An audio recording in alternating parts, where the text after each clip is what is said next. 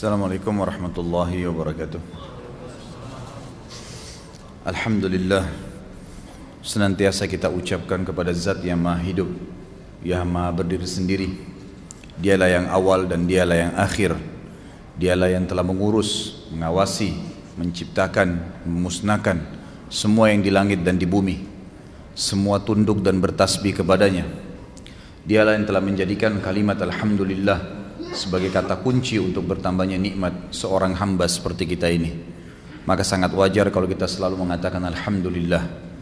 Juga kita panjatkan salawat dan taslim kepada Nabi Muhammad SAW, manusia yang terbaik, penutup para nabi, suri tauladan bagi semua muslim, kiai dan guru kita satu-satunya. Dialah orang yang paling pertama dibukakan pintu surga setelah mengetuknya pada hari kiamat. Dialah yang memiliki syafaat kubra. Dialah yang telah diberikan salam dan taslim oleh Allah dan malaikatnya. Maka sangat wajar kalau kita juga seorang hamba yang patuh kepada Allah mengucapkan Assalatu wassalam ala Rasulillah. Melanjutkan tema dosa-dosa besar. Dan menurut hasil revisi saya yang lalu, maka malam ini dosa besar ke-95. Masalah menggauli istri dari dubur atau pada saat haid. Ini dosa besar ke-95. Seperti biasa sebelum masuk ke panjang lebar bahasan, saya akan memberikan kronologisnya, pembukaannya. Dan ada sebuah buku yang saya selalu referensikan dalam masalah rumah tangga. Teman-teman sekalian, buku ini hadiahkan, berikan kepada teman-teman, kerabat yang mau menikah, anak-anak yang masih baru balik pun boleh membaca buku ini, bahkan dianjurkan. Anda pun yang sudah berumah tangga, baca buku ini. Ini aset yang luar biasa buku ini. Buku yang berjudul Mahkota Pengantin. Buku ini sangat layak dan istimewa kalau diberikan hadiah. Banyak orang mau memberikan anaknya informasi tentang rumah tangga yang akan dia lalui selama 40-50 tahun ke depan dengan 1 jam kursus cepat sebelum akad nikah. Bagaimana bisa si anak menjalankan rumah tangga itu? Belum dia tegang akan menghadapi akad nikah, tambah orang tuanya, ibunya dan ayahnya mengisi ilmu-ilmu yang mungkin mereka sendiri tidak menjalankannya. Kamu harus begini, kamu harus begitu, kamu harus begini, semuanya dipadatkan dalam 1 jam 2 jam kursus cepat untuk kehidupan 50 tahun. Ini sesuatu yang sangat fatal, tidak bisa diterapkan dalam rumah tangga seseorang. Jadi semestinya yang normal adalah rumah tangga itu harus dicicil informasinya kepada anak.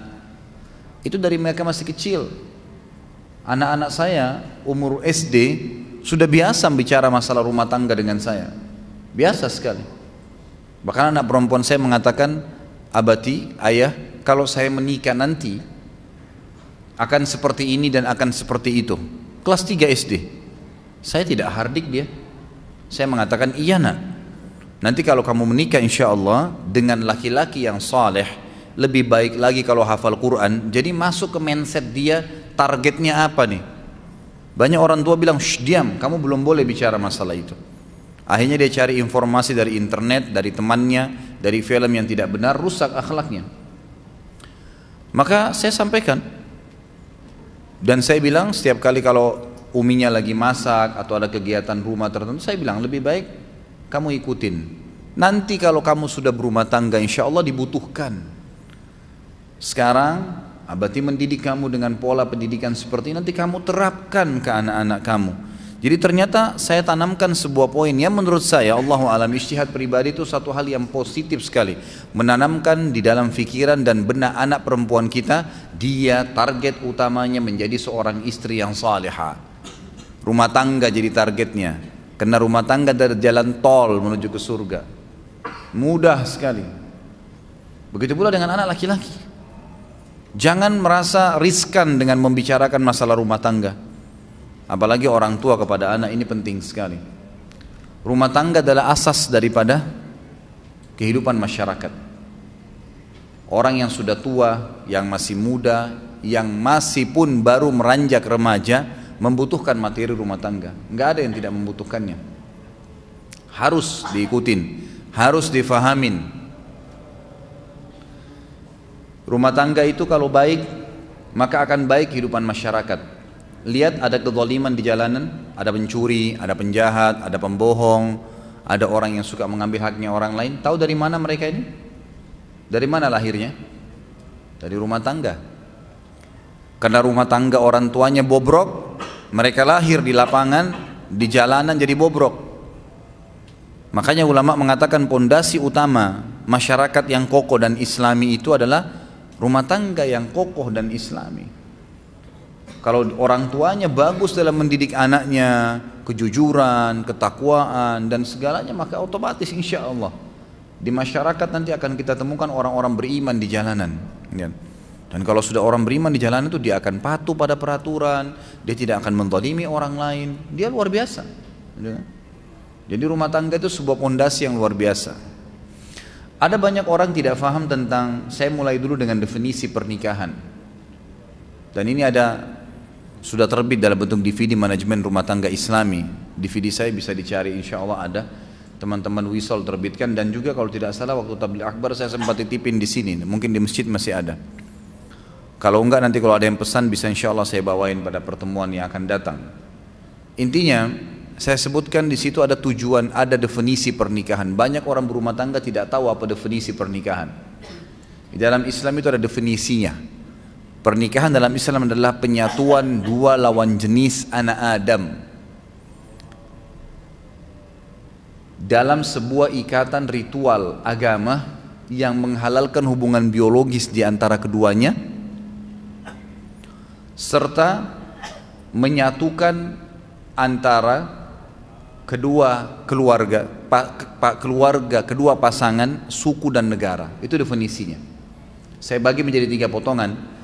Pernikahan dalam Islam adalah penyatuan antara dua anak Adam, dua jenis, ya, dua lawan jenis dari anak Adam, laki-laki dan perempuan. Dari definisi ini keluar tidak boleh nikah sesama jenis, nggak ada homoseksual, nggak ada lesbian. Adanya laki-laki dan perempuan, murni laki-laki full, perempuan full, semuanya. Yang tengah-tengah nggak diterima dalam Islam. Banci, lesbian, homoseksual nggak ada dalam Islam, ditolak semua, dosa besar, hukum, nggak boleh, penyakit. Nabi SAW menyuruh seorang banci yang pernah duduk di sekitar para sahabat, lalu Nabi SAW dengar, lalu Nabi mengusir, mengatakan keluarkan orang yang dari Madinah, dianggap penyakit, nggak boleh ada. Kemudian dari anak Adam, berarti tidak boleh seseorang muslim menikah kecuali kepada manusia, tidak boleh nikah sama jin, nggak boleh melampiaskan biologis dengan hewan, sama manusia. Dalam satu ikatan ritual agama yang menghalalkan hubungan biologis di antara mereka. Jadi ini ibadah. Pernikahan adalah ibadah. Kalau Anda yang hadir di sini sudah menikah dan belum niat ibadah waktu itu, hanya karena ajakan teman, hanya karena suruhan orang tua, hanya karena kebetulan suka, itu semua tidak ada dalam Islam. Tidak ada. Pernikahan harus jelas dari awal niatnya karena ibadah, sehingga suka dukanya kita bisa laluin. Yang menghalalkan hubungan biologis di antara keduanya, memang tujuan pernikahan 50%, 70% hubungan biologis. Allah sudah bebankan. Munafik orang mengatakan tidak butuh lihat lawan jenis, kita butuh lihat, butuh ngobrol, butuh pegang, butuh cium, butuh curhat, butuh berhubungan jima, hubungan biologis.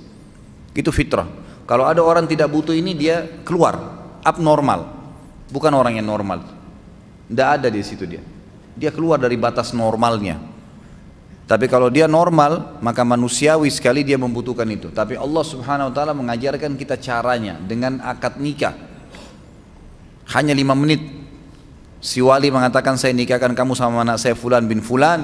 Kemudian si laki-laki mengatakan saya terima, selesai, sah pernikahannya. Hubungan biologisnya juga sah. Lalu dikatakan akan menyatukan keluarga kedua pasangan. Jangan antum menikah targetnya hanya pasangan kita. Kalau kita menikah, tanda kutip kita juga menikah, tanda kutip ya, kita juga menikah dengan keluarganya.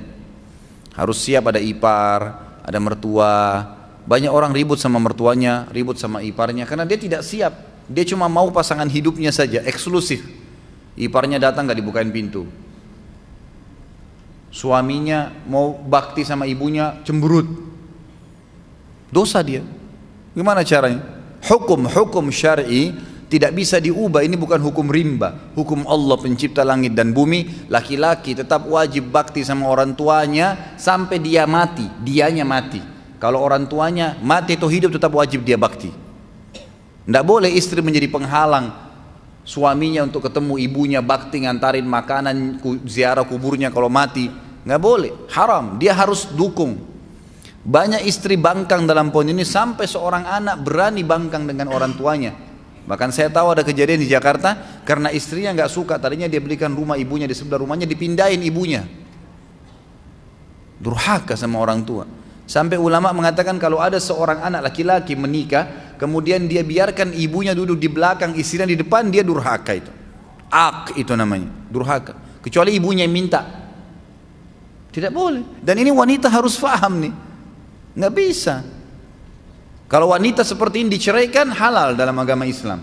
Dia menjadi penyebab si anak putus dengan orang tuanya, halal diceraikan. Nggak boleh. Lain kalau perempuan yang memang menikah suaminya nomor satu. Sama Anda juga sebagai laki-laki. Tahu perempuan ini pada saat menikah dia punya orang tua, dia punya anak, dia punya saudara, kita punya ipar, harus bisa datang ke rumah, bertemu. Ustadz, mertua saya cerewet, nggak apa-apa, cobaan. Enaknya hidup nggak mau ada cobaan, gimana caranya?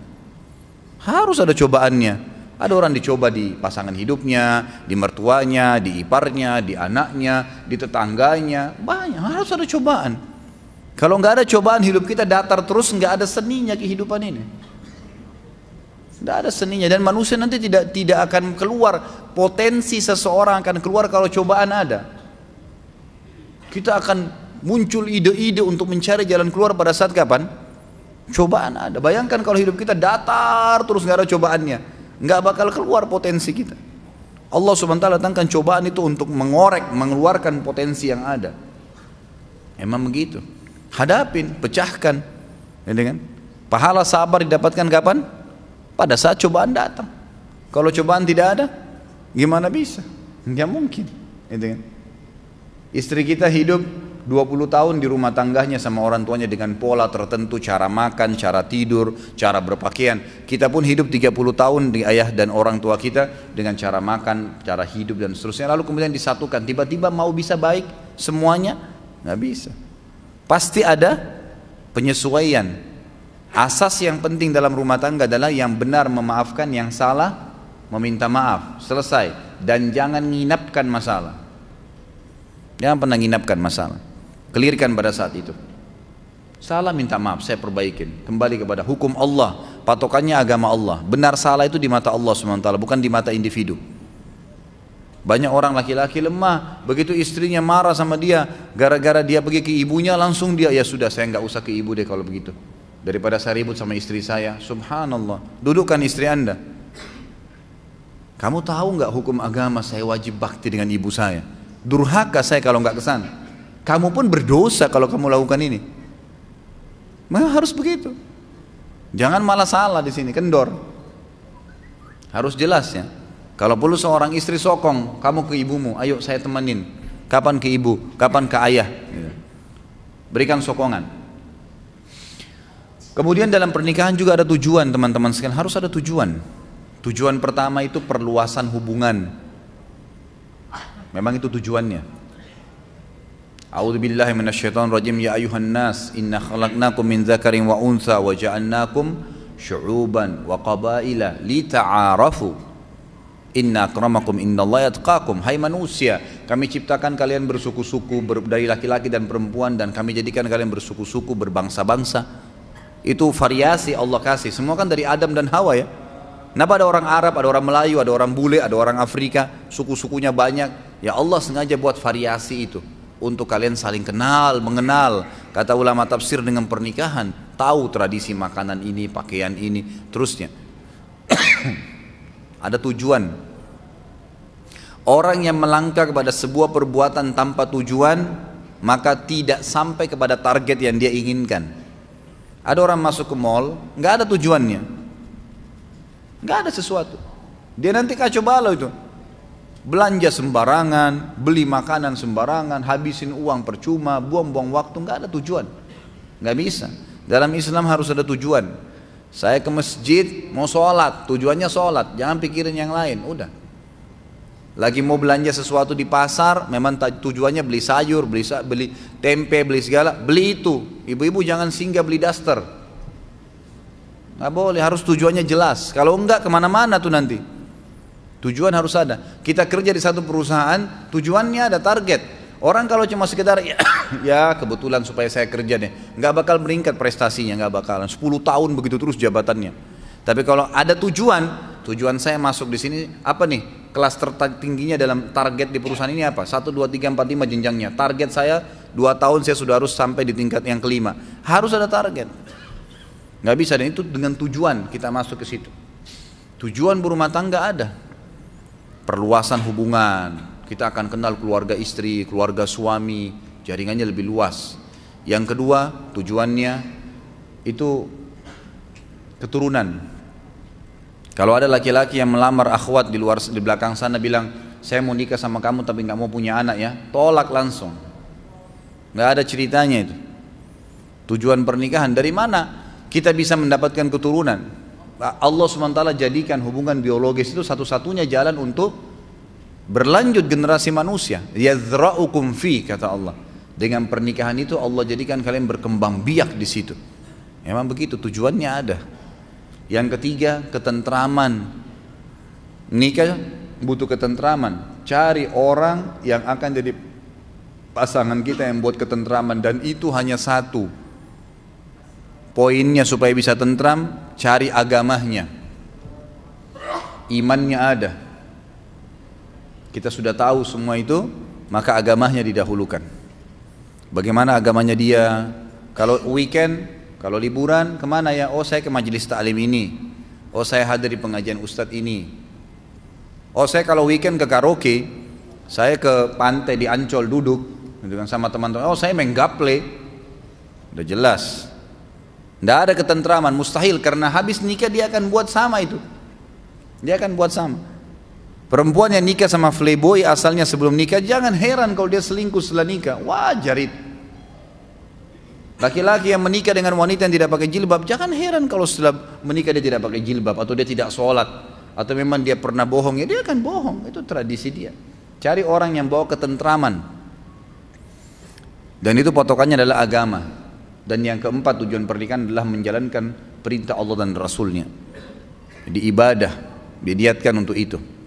Kata Nabi SAW, an-nikahu sunnati wa man raghiba an sunnati falaysa minni. Siapa yang menikah itu adalah bagian dari sunnahku, siapa yang menolaknya maka bukan siapa yang menolak sunnahku maka bukan dari golonganku. Jadi ada tujuan-tujuan.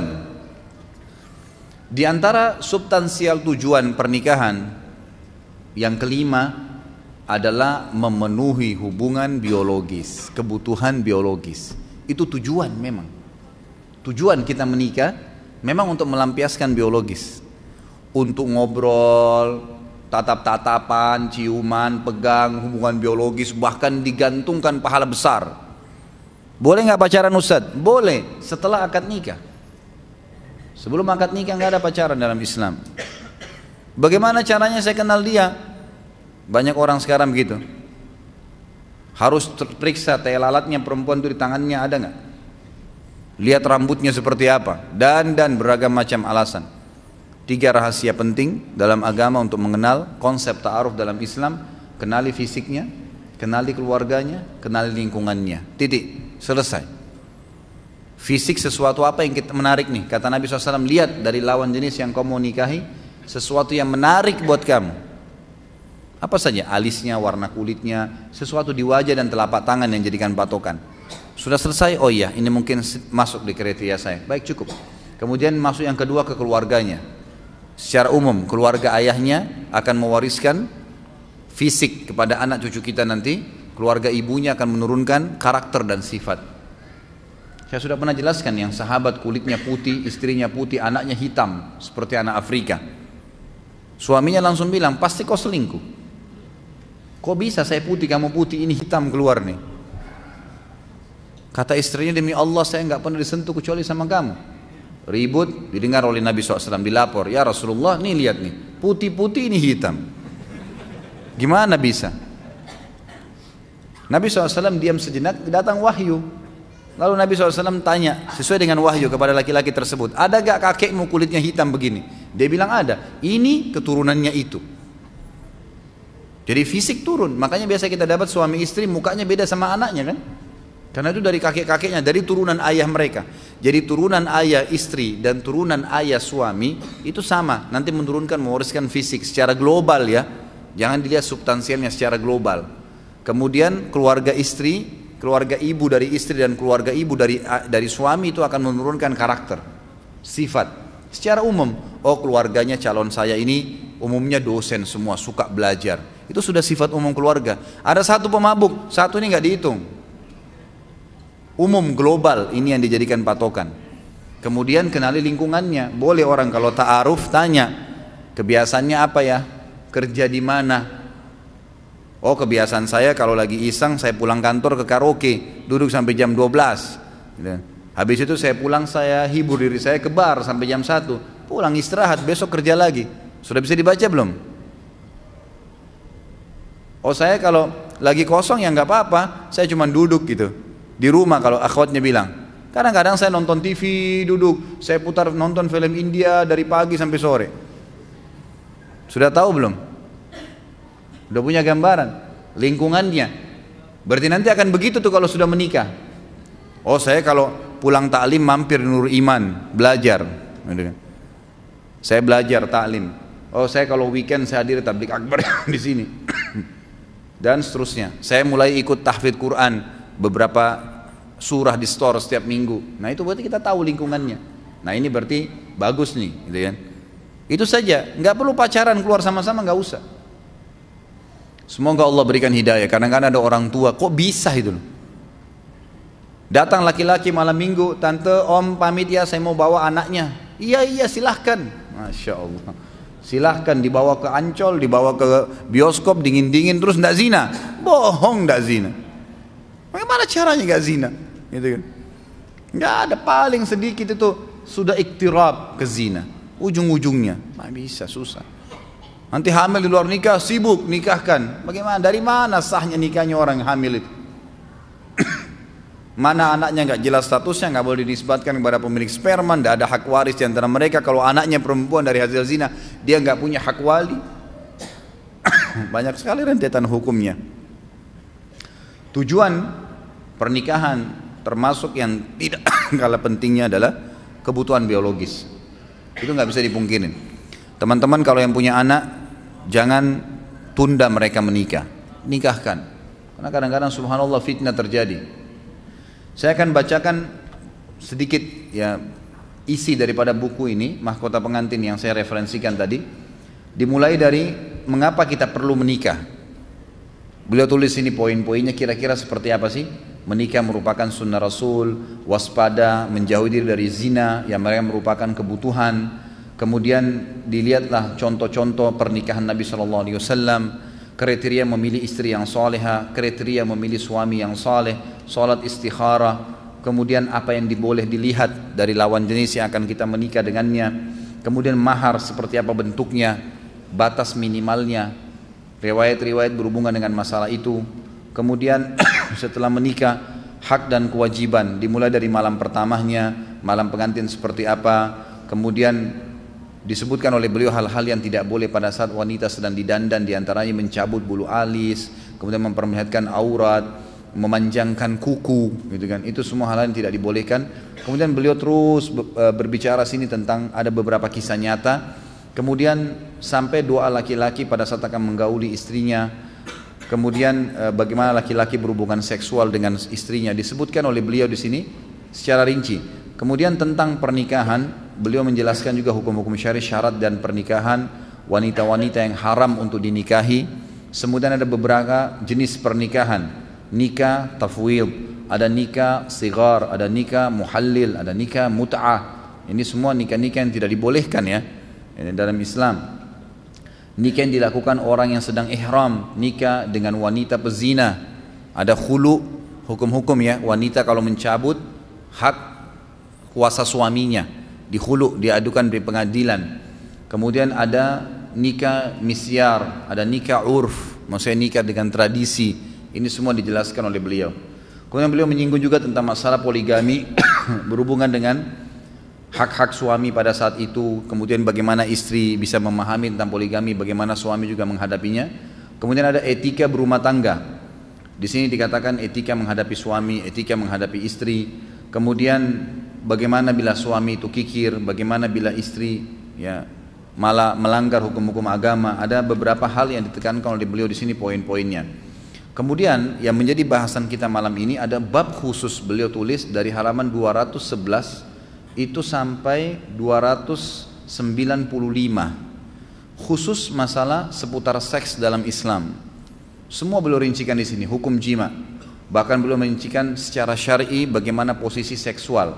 Kemudian beliau juga menjelaskan tentang hal-hal yang bahaya seks kalau berlebihan, kemudian manfaatnya, beberapa riwayat berhubungan dengan tata cara yang dilakukan oleh Nabi SAW pada saat menggauli istri-istri beliau.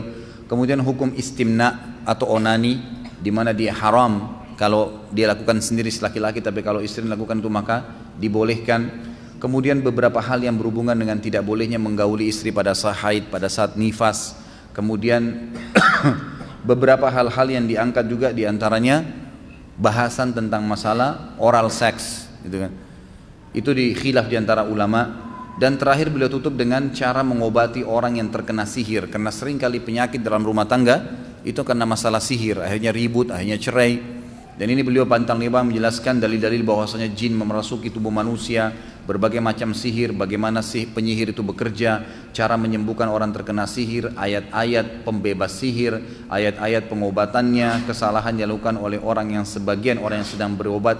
Kemudian pencegahan dari ayat-ayat sihir, dari ayat Al-Quran, petunjuk Nabi SAW untuk menolak sihir dan kesurupan. Ini semua bab ini dipanjang lebar dibahas dalam buku ini. Dan buku ini saya katakan adalah sebuah aset yang harus dimiliki oleh setiap muslim. Baik, saya lebih kerucutkan bahasan. Di dosa besar ke-95 adalah masalah menggauli istri tadi dari dubur atau sedang haid dan nifas. Seksual dalam Islam bukan aib untuk dibahas teman-teman sekalian, tapi dengan porsinya. Bukan juga melakukan hal-hal atau menunjukkan hal-hal yang haram sebagaimana orang-orang non-muslim tunjukkan, melampiaskan di media dan segalanya. Kalau kita tidak, karena kita malah dilarang untuk menggambarkannya, gitu kan? Tidak boleh menggambarkannya. Disebutkan oleh Imam Az-Zahabi di sini, diangkat hadis pertama riwayat Imam Muslim, inna min syarrin nasi 'indallahi manzilatan yaumal qiyamah rajulun yufdi ila imra'atihi wa tufdi ilai thumma yanshuru sirraha. Sesungguhnya di antara orang-orang yang paling buruk kedudukannya di sisi Allah pada hari kiamat adalah seorang laki-laki yang menyetubui istrinya dan istrinya juga datang untuk menyetubuinya, kemudian suaminya itu atau istrinya menyebarkan rahasia pasangannya. Dalam hadis yang lain, Asma binti Yazid radhiyallahu anha mendengarkan Nabi SAW berkata, mungkin seorang laki-laki di antara kalian menceritakan apa yang sedang dimiliki oleh pasangannya, kelebihan-kelebihan suaminya. Seorang laki-laki, kelebihan istrinya, mungkin pelayanannya bagus dalam seksual, memuaskan dia, gak boleh diceritain. Kata Nabi SAW, mungkin seseorang laki-laki menceritakan kelebihan istrinya, dan mungkin sebaliknya seorang perempuan menceritakan, seorang istri menceritakan kelebihan suaminya. Maka kata Asma binti Yazid, tentu ya Rasulullah, iya ya Rasulullah, benar. Di Madinah dilakukan itu. Kaum laki-laki cerita sama teman-temannya, kaum perempuan cerita sama teman-temannya. Kata Nabi SAW, jangan kalian lakukan itu, karena itu perumpamannya seperti syaitan. Laki-laki bertemu dengan syaitan perempuan di jalanan, kemudian mereka berhubungan biologis di hadapan semua orang yang menyaksikannya. Jadi di sini dilarang, berarti kan mengekspos. Tetapi berbicara yang saya maksudkan di sini yang dibolehkan adalah bagaimana kita memberikan penjelasan hukum syar'i. Hukum syar'i. Beranjak dari firman Allah Subhanahu wa taala, a'udzu billahi minasyaitonir rajim, nisa'ukum harthul lakum fa'tu harthakum anna syi'tum wa qaddimu li anfusikum. Mohon maaf sebentar.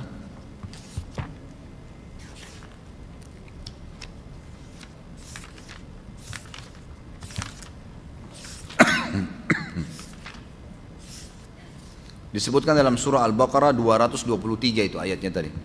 Ya. Diangkat dalam buku sini ayat tersebut dan dirincikan oleh beliau panjang lebar. Jadi ayat ini terjemahannya begini. Wanita kalian, istri kalian adalah ladang bagi kalian. Maksudnya tempat kita bercocok tanam. Bagaimana sih kalau orang punya ladang dia cocok tanam untuk mengambil hasilnya? Dia akan melakukan hubungan biologis dan menyemprotkan spermanya sehingga menjadi hamillah dan akhirnya lahirlah seorang anak. Kata Allah, istri kalian adalah ladang bagi kalian. Maka datangilah ladang itu kapan saja dan dengan cara yang kamu sukai dan utamakanlah untuk diri kalian. Ayat ini turun teman-teman sekalian sebab nuzulnya ada. Masyarakat Madinah, masyarakat kota Mekah di zaman jahiliyah, mereka biasa menggauli istrinya dengan dari belakang dengan menunggingkan istrinya. Dan posisi ini diletakkan kemaluan di kemaluan, mereka tidak letakkan di dubur sebagai orang-orang non-muslim. Tradisi persetubuhan di Madinah adalah wanita tidur dan laki-laki di atasnya. Gak pernah mereka ganti posisi, selalu begitu. Waktu datang sahabat-sahabat muhajirin dari Mekah ke Madinah, mereka ada yang istrinya gak mau masuk Islam, tinggalin. Mereka datang ke Madinah, mereka nikah sama wanita Madinah. Dan mereka taunya hubungan biologis ala Mekah. Masyarakat Madinah perempuan cuma tahu ala Madinah. Dan ternyata ada kasus terjadi waktu seorang muhajirin ingin menggauli istrinya dari Ansar, ternyata wanita Ansar ini gak mau. Akhirnya ngomong demi ngomong, mulut demi mulut sampai telinga Nabi SAW bahwasanya ada wanita Ansar ingin digauli oleh suaminya dengan cara mereka di Mekah dulu, tapi dia menolaknya. Lalu turun dan firman Allah SWT ayat 223 ini dalam surah Al-Baqarah. Wanita itu, istri itu adalah ladang kalian, maka gaulilah seperti yang kalian inginkan dan kapan saja itu, serta dahulukan diri kalian. Maksudnya si suami mendahulukan di sini dalam arti kata dia ingin memilih posisi apa saja, itu dibolehkan selama tidak melanggar agama. Ini kronologis pembukaan dalam masalah biologis itu sendiri. Berarti dari ayat ini kita dibolehkan untuk menggauli istri, gitu kan? Begitu pula si istri tentu boleh melayani suaminya. Juga disebutkan di dalam banyak riwayat yang sahih, semuanya dinukil tentang Nabi SAW.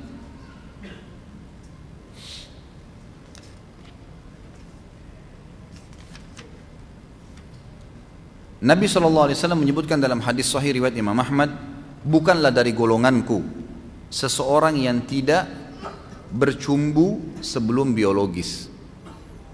Jadi berjima itu boleh di kapan saja, selama itu adalah hal yang dihalalkan dalam agama dan diprioritaskan di hari Jumat pagi, karena memang di hari Jumat pagi itu ada perintah Nabi SAW menyuruh seluruh laki-laki muslim, tentunya yang sudah menikah, yang belum menikah ya kasihan gitu.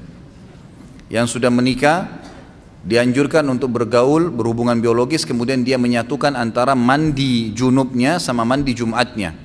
Kata Nabi SAW, siapa yang mandi hari Jumat dengan mandi junub, kemudian dia pakai bajunya yang terbaik, wangi-wangian yang terbaik, menyisir rambutnya yang terbaik, kemudian dia datang ke masjid, lalu dia sholat yang diperintahkan, kemudian dia sholat mendengarkan khatib pada saat khutbah dan dia sholat Jumat bersama khatib, kecuali dosanya akan diampuni. Berarti ada perintah di sini menggabungkan antara mandi junub sama mandi Jumat, dan mandi junub dan mandi Jumat ini sudah saya pernah jelaskan waktu menjelaskan masalah bab sholat Jumat gitu kan. Tapi seperti itu jawabannya. Intinya itu dibolehkan. Kemudian dilarang dalam Islam untuk menggauli pasangan tanpa ngobrol, tanpa cumbuan. Tidak ada sama sekali. Ada orang yang tiba-tiba saja datang menggauli istrinya tanpa harus mempedulikan. Ada hikmah kata ulama. Ini pembahasan dalam ilmu fikih ya. Ini bukan saya karang-karang. Bahasan dalam ilmu fikih itu dijelaskan bahwasanya seseorang yang tidak menggauli pasangannya tidak sengaja memancing itu. Seorang istri disuruh dandan. Kenapa disuruh dandan? Karena kalau dia dandan pakai minyak wangi, dia kelihatan cantik dan menarik, suaminya akan mendekatinya. Subhanallah, fitrah dalam masalah mengganggu, menggoda pasangan ini ada di hewan dan di manusia, gitu kan? Di hewan-hewan kita lihat kadang-kadang ayam punya cara sendiri, kambing punya cara sendiri, manusia pun begitu, diajarkan memang. Perempuan disuruh dandan, pada saat dia wangi, dia bersih, maka suaminya akan tertarik datang untuk mencumbuinya. Dan perempuan memang biasanya tidak seperti laki-laki. Dalam ilmu medis dan dalam fikih seksual Islam juga dijelaskan bahwasanya perempuan itu memang butuh untuk dirangsang, beda dengan laki-laki. Laki-laki Masya Allah lihat saja sudah luar biasa syahwatnya. Perempuan tidak seperti itu. Mereka dandan rapi wangi, datang menggoda suaminya, nanti suaminya akan merangsang dia sehingga dua-duanya syahwatnya bangkit, baru kemudian mereka berhubungan biologis. Apa sabda Nabi SAW? Bukan dari golonganku yang berhubungan biologis tanpa cumbuan. Memang kita dianjurkan. Dalam hadis riwayat Muslim, Aisyah berkata radhiyallahu anha, Nabi SAW seringkali mencium aku, bahkan kata Aisyah radhiyallahu anha, walaupun beliau ingin keluar untuk mengimami sholat. Keluarnya hadis yang dipegangi oleh Imam Ahmad rahimahullah tentang tidak batalnya wudu bagi laki-laki yang tersentuh dengan perempuan istrinya dengan tidak syahwat adalah hadis ini. Di mana Aisyah radhiyallahu berkata Nabi SAW setiap kali mau meninggalkan rumah, sholat atau tidak, pasti mengecupku terlebih dahulu dan tidak beruduk langsung sholat. Berarti kalau mencium pasangan dengan tidak syahwat berarti tidak batal, gitu kan? Tidak, Imam Ahmad berpegang pada itu. Artinya kita lihat bagaimana Nabi SAW sering mencium, sering membelai, sering mengucapkan kata-kata sayang. Bahkan Nabi SAW tidak pernah masuk ke dalam rumah kecuali sudah menggunakan siwak. Tujuannya kata para ulama hadis adalah Nabi SAW menjaga bau mulut untuk keromantisan rumah tangga, gitu kan? Seperti itu. Sebentar dulu azannya. Kemudian Nabi SAW selain itu juga mengajarkan agar setiap orang melakukan hubungan biologis tersebut selain bercumbuan, juga memulai dengan hal-hal seperti pernah Nabi SAW mengajak Aisyah untuk mandi berdua di dalam sebuah bak mandi. Dan Aisyah berkata, tidak ada penghalang antara aku dengan Nabi SAW walaupun sehelai kain kecuali air saja. Sambil beliau bercanda. Ingat, kadang-kadang syaitan membuat orang semangat kalau dengan pacar. Mungkin biar pacarnya tidak sikat gigi siap dicium. Tapi kalau dengan pasangan halal dibuat orang bosan jenuh. Syaitan itu, permainan syaitan, nggak boleh, gitu kan? Harus dilawan itu, tidak bisa sama sekali karena pasangan kita halal. Apa kata Nabi SAW? Kalau seandainya kalian melihat seseorang lawan jenis yang membangkitkan syahwat kalian di luar sana, di luar rumah kalian, maka kembalilah kepada pasangan kalian karena dia memiliki apa yang dimiliki orang tersebut. Kemaluannya sama saja, kemasan luarnya memang berbeda, ini tinggi, ini gemuk, ini pendek, ini segala, tapi ujung-ujungnya sama saja pelampiasan biologis itu. Jadi Nabi SAW ajarkan masalah seperti itu ya, yang harus difahami. Nanti kita lanjutin insyaAllah setelah salat. Subhanakallahumma bihamdika asyhadu an la ilaha illa anta astaghfiruka wa atubu ilaik. Wassalamualaikum warahmatullahi wabarakatuh. Assalamualaikum warahmatullahi wabarakatuh. Alhamdulillah wassalatu wassalamu ala Rasulillah. Beberapa hal yang belum dituntaskan adalah berhubungan biologis dalam Islam dianjurkan pada saat selesai akad nikah dan itu memiliki pahala yang besar. Di antaranya hadis Bukhari menjelaskan fi bid'i ahadikum sadaqah, di kemaluan salah seorang kalian ada sadaqah, pahala yang besar. Qalu ya Rasulullah anati ahluhuna walana fihi ajr, apakah kami menggauli istri kami dan kami mendapatkan pahala? Qala ara'aitum law wada'tumu fil haram alakumul wizr, tidakkah kalian lihat kalau kalian letakkan kemaluan kalian pada yang haram, zina, maka kalian dapat dosa besar? Maka kata Nabi SAW, fakadzalika fil halal, begitu pula dalam keadaan halal. Jadi dalam Islam malah dianjurkan. Nabi SAW disebutkan di dalam hadis riwayatkan Imam Muslim, anna Nabi SAW kana yatufu ala nisa'i bi ghuslin wahid, bahwasanya seringkali atau pernah Nabi SAW menggauli istri-istri beliau dengan sekali mandi. Dan ini Nabi SAW lakukan dalam sehari. Kemudian Nabi SAW juga menitipkan pesan kepada kita di dalam hadis riwayat Imam Muslim, idza ata ahadukum ahlahu thumma arada an ya'ud falyatawadda. Adanya motivasi agar seorang muslim melampiaskan syahwatnya kepada istrinya dan istri kepada suaminya, ini ditekankan sekali dalam Islam. Selain janji pahala yang besar tadi, juga Nabi SAW mencontohkan dalam satu hari, karena beliau poligami, beliau menggauli istrinya dan itu digilir dengan cara mandi satu kali saja. Artinya menggauli masing-masing yang tersebut, terakhir baru beliau mandi junub untuk semua junub yang terjadi. Hadis tadi yang saya sebutkan riwayat Imam Muslim dikatakan jika salah seorang di antara kalian ingin kembali menggauli istrinya, maka sebaiknya dia berwudu terlebih dahulu karena itu akan lebih memudahkan dia atau memberinya semangat. Hadis ini juga kata ulama hadis adalah ada pemahaman dianjurkan setiap muslim agar mengulangi hubungan biologis itu. Dari sini juga sebagian ulama hadis mengatakan dianjurkan agar setiap muslim dan muslimah mengkonsumsi makanan-makanan yang sehat dan halal, kemudian memilih waktu dan tempat yang tepat untuk melakukan hubungan biologis. Bahkan Abdullah bin Umar radhiyallahu anhuma menjadikan hubungan jima adalah ibadah setelah berbuka puasa. Beliau radhiyallahu anhuma setelah berbuka puasa salat maghrib langsung beliau menggauli istrinya karena menganggap itu adalah ibadah yang besar pahalanya setelah berbuka puasa. Kemudian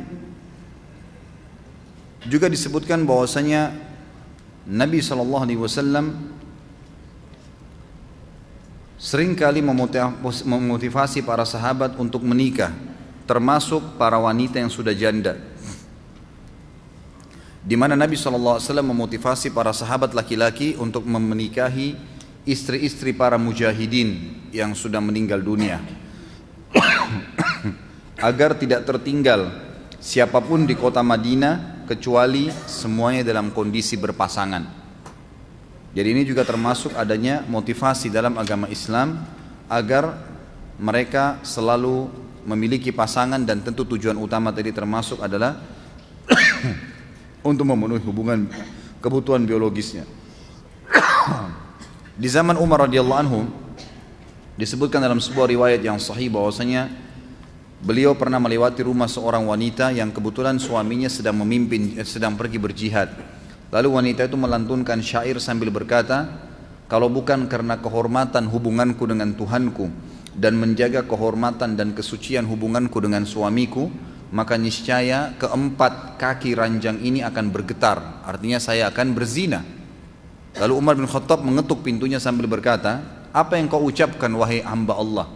Maka wanita tersebut ketakutan sambil berkata, sungguh suamiku wahai Amir Mu'minin setelah berjihad dan sudah pergi beberapa bulan meninggalkan aku sementara aku membutuhkannya. Perhatikan ya, di sini pembicaraan antara seorang wanita muslimah dengan Amir Mu'minin, dan ini bukan aib. Ya, ini bukan aib, dia sampaikan hajatnya, dia tidak diam. Maka Umar bin Khattab pun pulang ke rumahnya, pergi ke rumahnya Hafsah, rumah Nabi SAW. Anak-anaknya Umar bin Khattab lalu bertanya kepada Hafsah, berapa lama wanita bisa sabar tanpa suami? Ya, artinya sudah pernah bersuami atau suaminya ada tapi ditinggal. Kata Hafsah, sebulan 2 bulan pertama dia bisa sabar, 3 bulan kemudian dia sudah gelisah, dan 4 bulan dia sudah tidak bisa sabar. Maka Umar bin Khattab pun mengeluarkan sebuah hukum bahwasanya semua mujahid maksimal menjaga di perbatasan perang 4 bulan. Setelah itu dia punya kewajiban untuk pulang dan berkumpul dengan istrinya lagi. Cukup banyak dalil-dalil yang membicarakan tentang masalah ini, dan termasuk juga dalam masalah hubungan biologis. Kata ulama, semua gerakan, semua tata cara yang tidak menyakiti fisik pasangan dan tidak melakukan hal yang diharamkan dalam agama boleh, walaupun tidak dirincikan secara agama. Karena memang dalam buku ini nanti Anda kalau beli akan temukan banyak sekali beliau jelaskan tentang posisi biologis itu yang tidak memiliki dalil. Tapi umumnya kembali kepada ayat tadi Al-Baqarah 223. Wanita atau istri itu adalah ladang kalian, maka gaulilah kapan saja dan bagaimana saja, gitu kan? Bagaimana saja di sini masuk dalam seluruh gerakan yang dibolehkan, kecuali yang diharamkan, dan bahasan kita malam ini adalah hubungan biologis yang diharamkan. Lalu dirincikanlah bahwasanya hal-hal yang diharamkan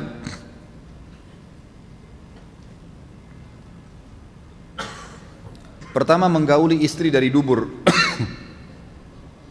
Selama diletakkan di kemaluan maka hukumnya halal. Sebagaimana sabda Nabi SAW di dalam hadis yang sahih riwayat Ahmad dan Abu Dawud, mal'unun man atam ra'atu fi duburiha. Allah melaknat laki-laki yang sengaja menggauli istrinya dari duburnya.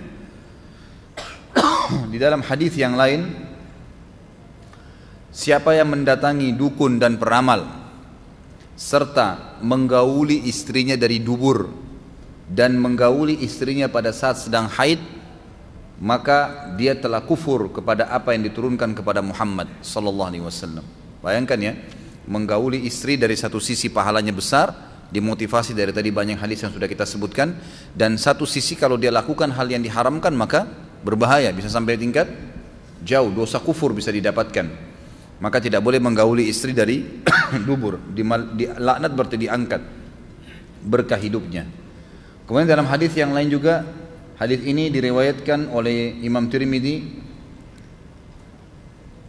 dengan sanad yang hasan sahih nomor 1176, la yanzurullahu ila rajulin jama'a imra'atun fi duburiha. Allah tidak akan melihat seorang laki-laki, tidak akan melihat seorang laki-laki yang sengaja menggauli istrinya dari duburnya. Yang kedua, tidak boleh menggauli wanita pada saat haid dan nifas di kemaluannya. Sabda Nabi sallallahu alaihi wasallam diriwayatkan oleh Abu Dawud dan juga Tirmidzi, man ata haidan fi farjiha aw imra'atun fi duburiha aw kahinan fasaddaqa faqad kafar aw qala bari'a minhu mimma unzila ala Muhammad. Barang siapa yang menggauli istrinya yang sedang haid di kemaluannya, atau menggauli istrinya di duburnya, atau mendatangi seorang dukun dan peramal lalu membenarkannya, maka dia telah kufur terhadap apa yang diturunkan kepada Muhammad sallallahu alaihi wasallam.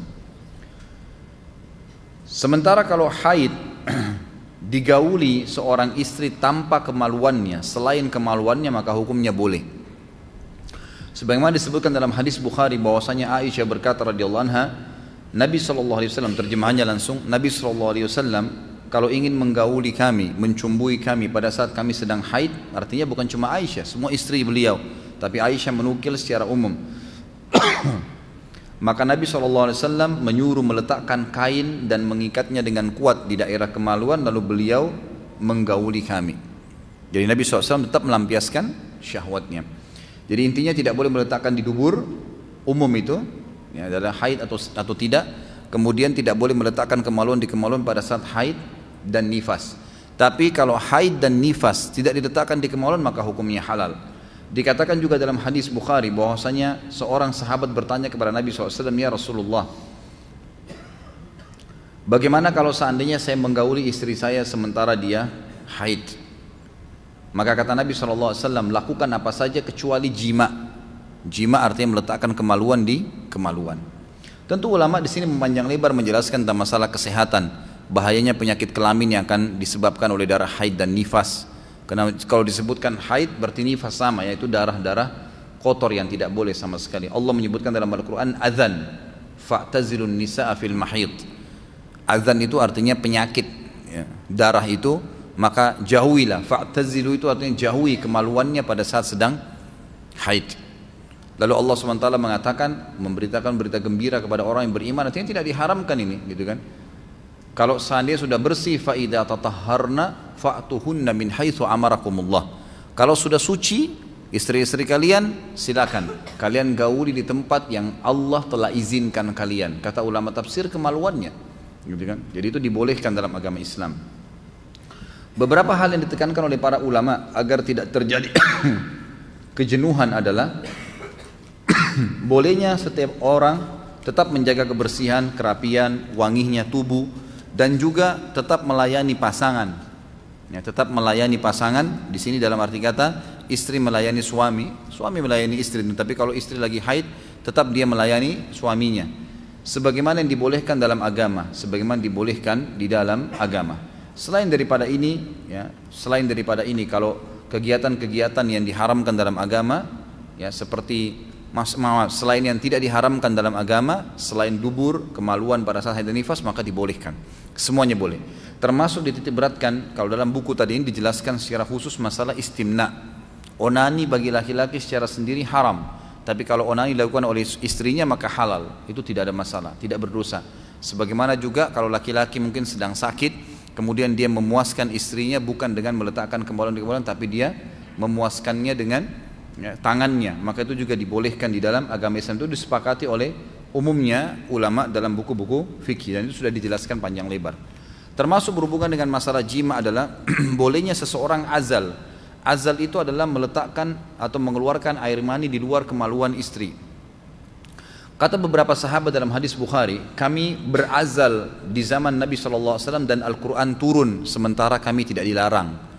Dalam riwayat lain dikatakan ada beberapa sahabat yang ingin menunda kehamilan istrinya, maka mereka berazal mengeluarkan sperma di kemaluan istri dari kemaluan istrinya, maka Nabi SAW membolehkannya. Nabi SAW membolehkannya. Ini termasuk hal-hal yang dianjurkan. Intinya ya secara umum insya Allah apa yang kita ingin titik beratkan sudah jelas. Dosa besar ke-95 ini adalah tidak bolehnya seseorang menggauli istrinya di dubur secara mutlak, dan tidak boleh juga, tentu ini di sini memasukkan kemaluan di dubur ya. Sebagian ulama fikih memang sangat ya terbuka. Mereka mengatakan kalau meletakkan zakar itu di antara dua ya pantat istri ya, dubur istri, bukan di lubangnya, maka itu dibolehkan pada saat haid dan nifas. Itu lain, itu bahasan sendiri. Tapi yang jelas di sini dikatakan bahwasanya tidak boleh meletakkan kemaluan di dubur, itu haram, dan juga tidak boleh haid dan nifas. Kurang lebih seperti itu. Selebihnya maka dibolehkan, Allahu a'lam.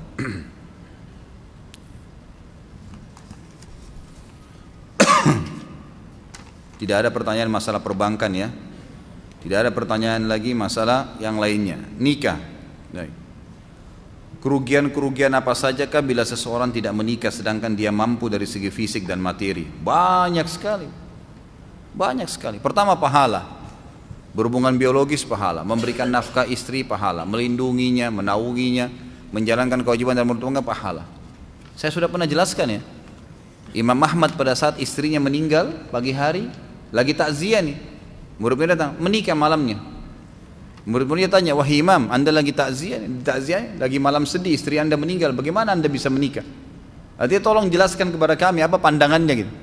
Kata Imam Ahmad, saya khawatir kalau saya mati juga malam ini, saya bertemu dengan Allah dalam kondisi bujang. Sudah ngerti yang bujang-bujang?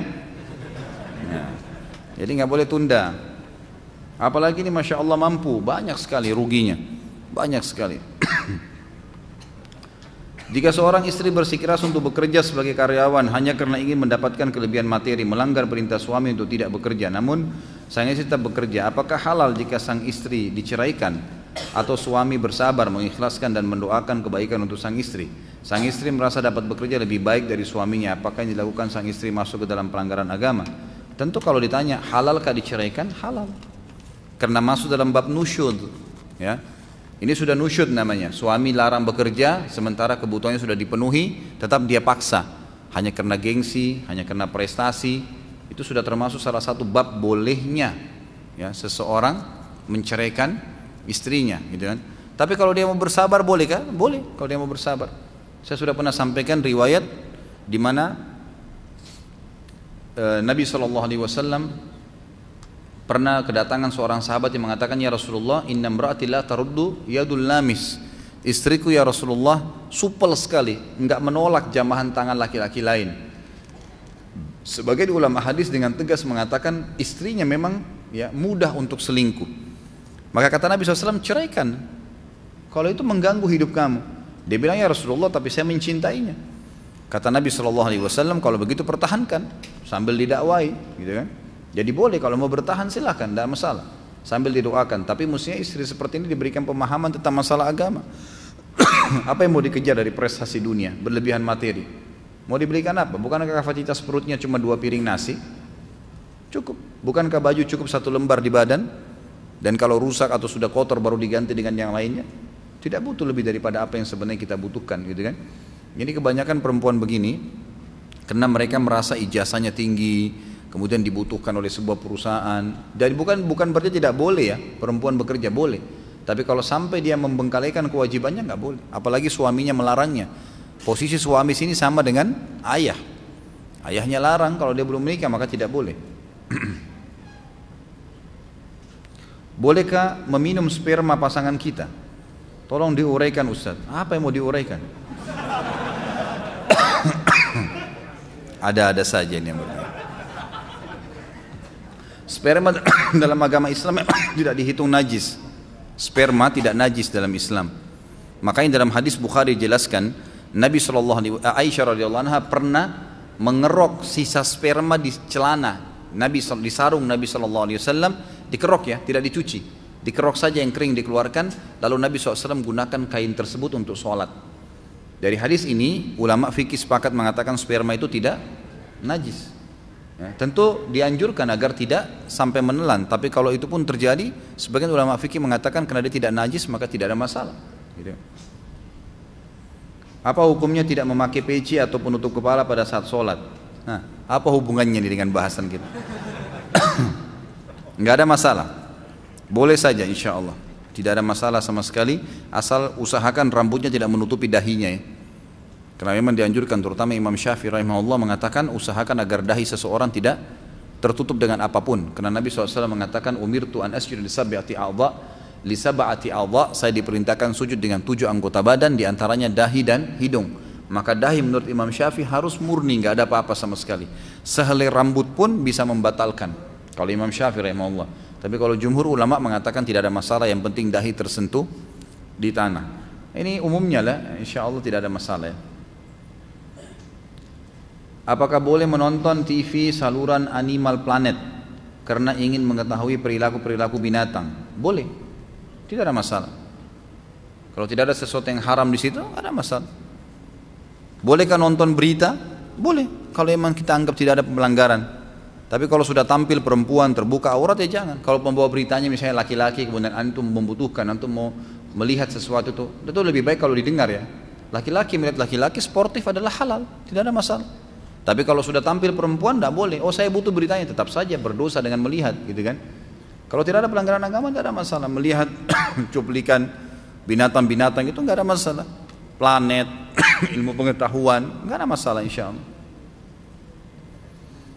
Apakah menikah tanpa kehadiran wali, bapak dari pasangan perempuan sah? Teman saya menikah dengan restu kedua orang tua, tetapi karena saudara-saudara perempuan tidak setuju bila perempuan tersebut menikah dengan teman saya dan takut terjadi keributan, maka mereka menikah di tempat lain tanpa kehadiran wali, hanya restu saja.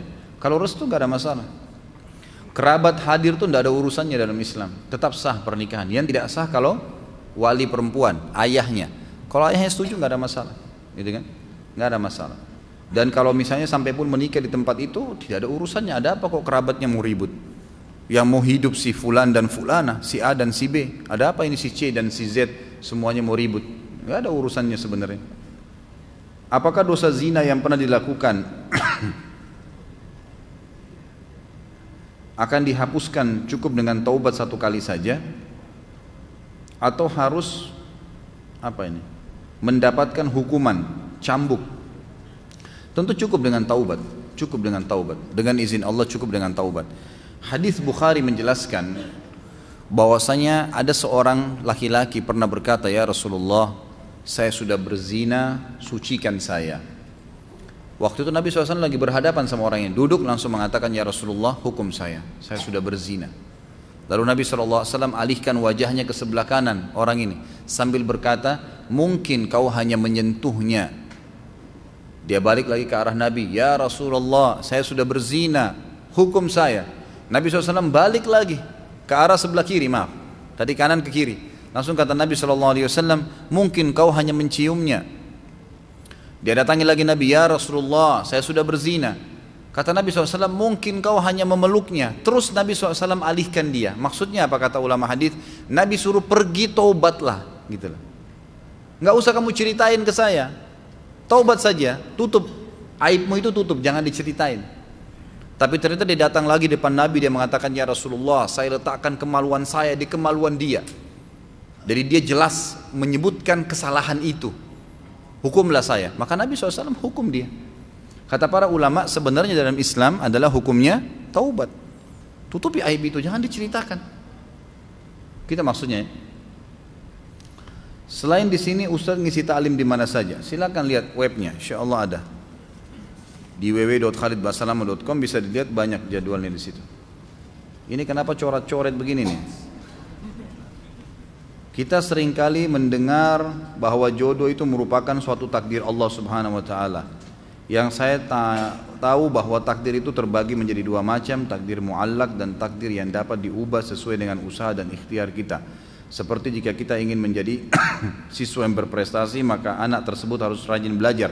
Dan yang kedua takdir mubrom, yang artinya takdir yang tidak dapat diubah seperti kematian. Dalam nikah yang saya ingin tanyakan Ustaz, jodoh itu merupakan kategori takdir yang mana?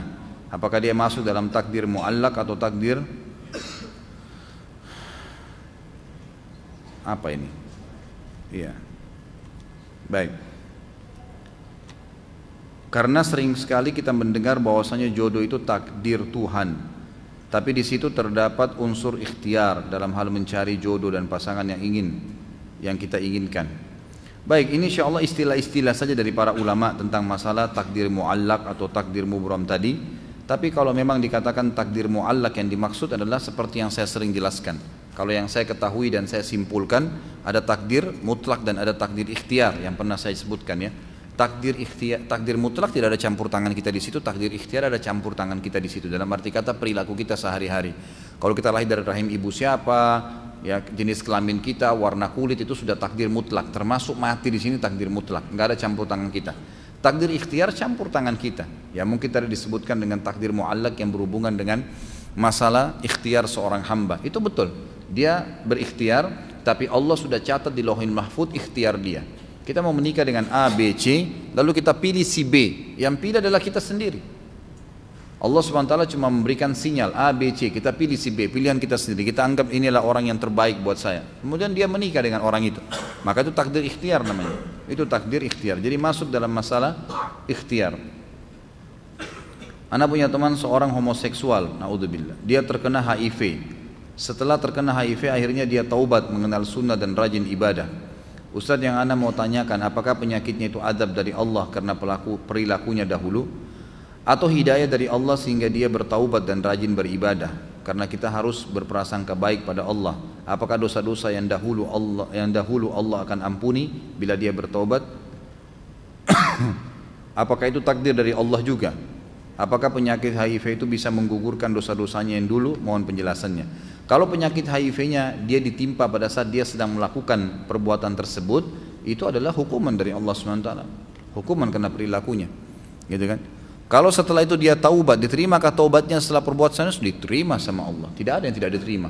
Homoseksual, lesbian, pembunuh, orang membuat syirik, dosa yang kalau meninggal Allah tidak ampuni, semua diampuni. Allah SWT mengatakan dalam Al-Quran surah Az-Zumar, a'udzubillahi minasyaitonir wa ya'fu anis sayyi'at. Allah akan ampuni semua sayyi'at, semua dosa asal mau taubat. Taubat insya Allah. Kalau ditanya apakah HIV itu akan membersihkan dosa-dosa dia, Allahu a'lam. Bisa jadi, gitu kan? Bukan mustahil karena penyakit akan membersihkan, apalagi kalau dia sudah taubat. Kalau masuk dalam takdir ya tentu saja takdir. Karena kita kalau minum racun akan ada takdir di situ, mati atau organ tubuh kita rusak. Maka kita meminum racun tersebut, terjadilah hal tersebut. Orang homoseksual Allah datangkan penyakit HIV-nya, gitu kan? Dan memang HIV ini umumnya disebabkan karena berhubungan dari dubur, dan itu sering dilakukan oleh orang-orang homoseksual. Otomatis itu akan mendatangkan penyakit itu. Semoga Allah SWT ampuni dan terima insya Allah. Masjid di komplek anak punya kebiasaan makan bersama sesudah Jumatan, panitia inti.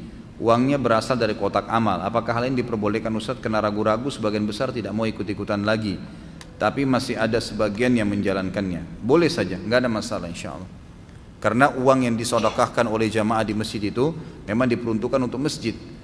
Apapun yang berhubungan dengan masjid, misal kebersihannya, kerapiannya, bayar listriknya, pengurus-pengurusnya makan di situ, itu nggak ada masalah.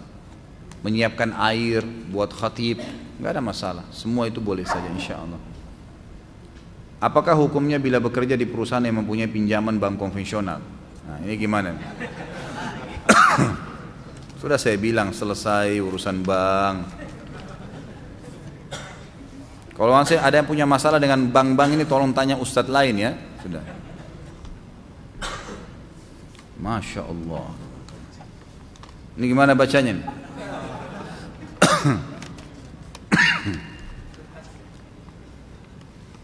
Ketika siklus haid habis, suami mendatangi istri, namun ternyata 3-4 hari berikutnya ternyata kotor lagi. Apakah mereka berdosa? Tentu tidak, kalau sudah suci ya. Karena begini, masa siklus haid itu pasti ada, setiap wanita tahu.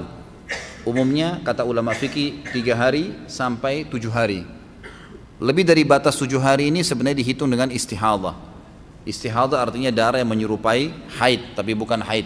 Pada saat itu wanita sudah harus mandi suci dan beraktivitas seperti biasa, sholat, puasa, berhubungan biologis dengan pasangannya, gitu kan. Kalau pada saat 3 hari berlalu, ini batas minimal ya. Karena di bawah 3 hari umumnya ulama fikih tidak mengatakan haid, ya, tidak mengatakan haid. Jadi kalau 3 hari berarti dihitung haid. Tiba-tiba sudah bersih di hari keempat, kemudian digauli oleh suaminya dengan sangka mereka, prasangka mereka sudah bersih. Ternyata setelah itu keluar lagi darahnya. Maka berarti dia sebenarnya sedang menggauli di masa haid. Umumnya memang wanita yang memiliki 7 hari masa haid. Ini umum dalam buku-buku fikih kita. 7 hari biasanya 3 hari darahnya banyak, hari keempat itu sudah mulai sedikit sampai hari ke-7. Jadi jangan sampai terpengaruh hanya karena mengatakan oh cuman setetes kemudian boleh berhubungan, tetap tidak boleh. Hukumnya dilarang dalam agama. Tapi kalau mereka tidak tahu karena berprasangka itu adalah bersih, maka tidak ada masalah insyaallah. Bagaimana dengan salafus saleh yang tidak menikah namun ilmunya kita nikmati hingga sekarang? Apakah mereka termasuk hadis Nabi sallallahu? Apakah mereka apa ini maksudnya? Apakah mereka termasuk tidak menjalankan hadis Nabi mungkin ya? Setahu saya seperti Imam Nawawi rahimahullah. Beliau meninggal umur muda memang. Bukan beliau tidak mau nikah ya.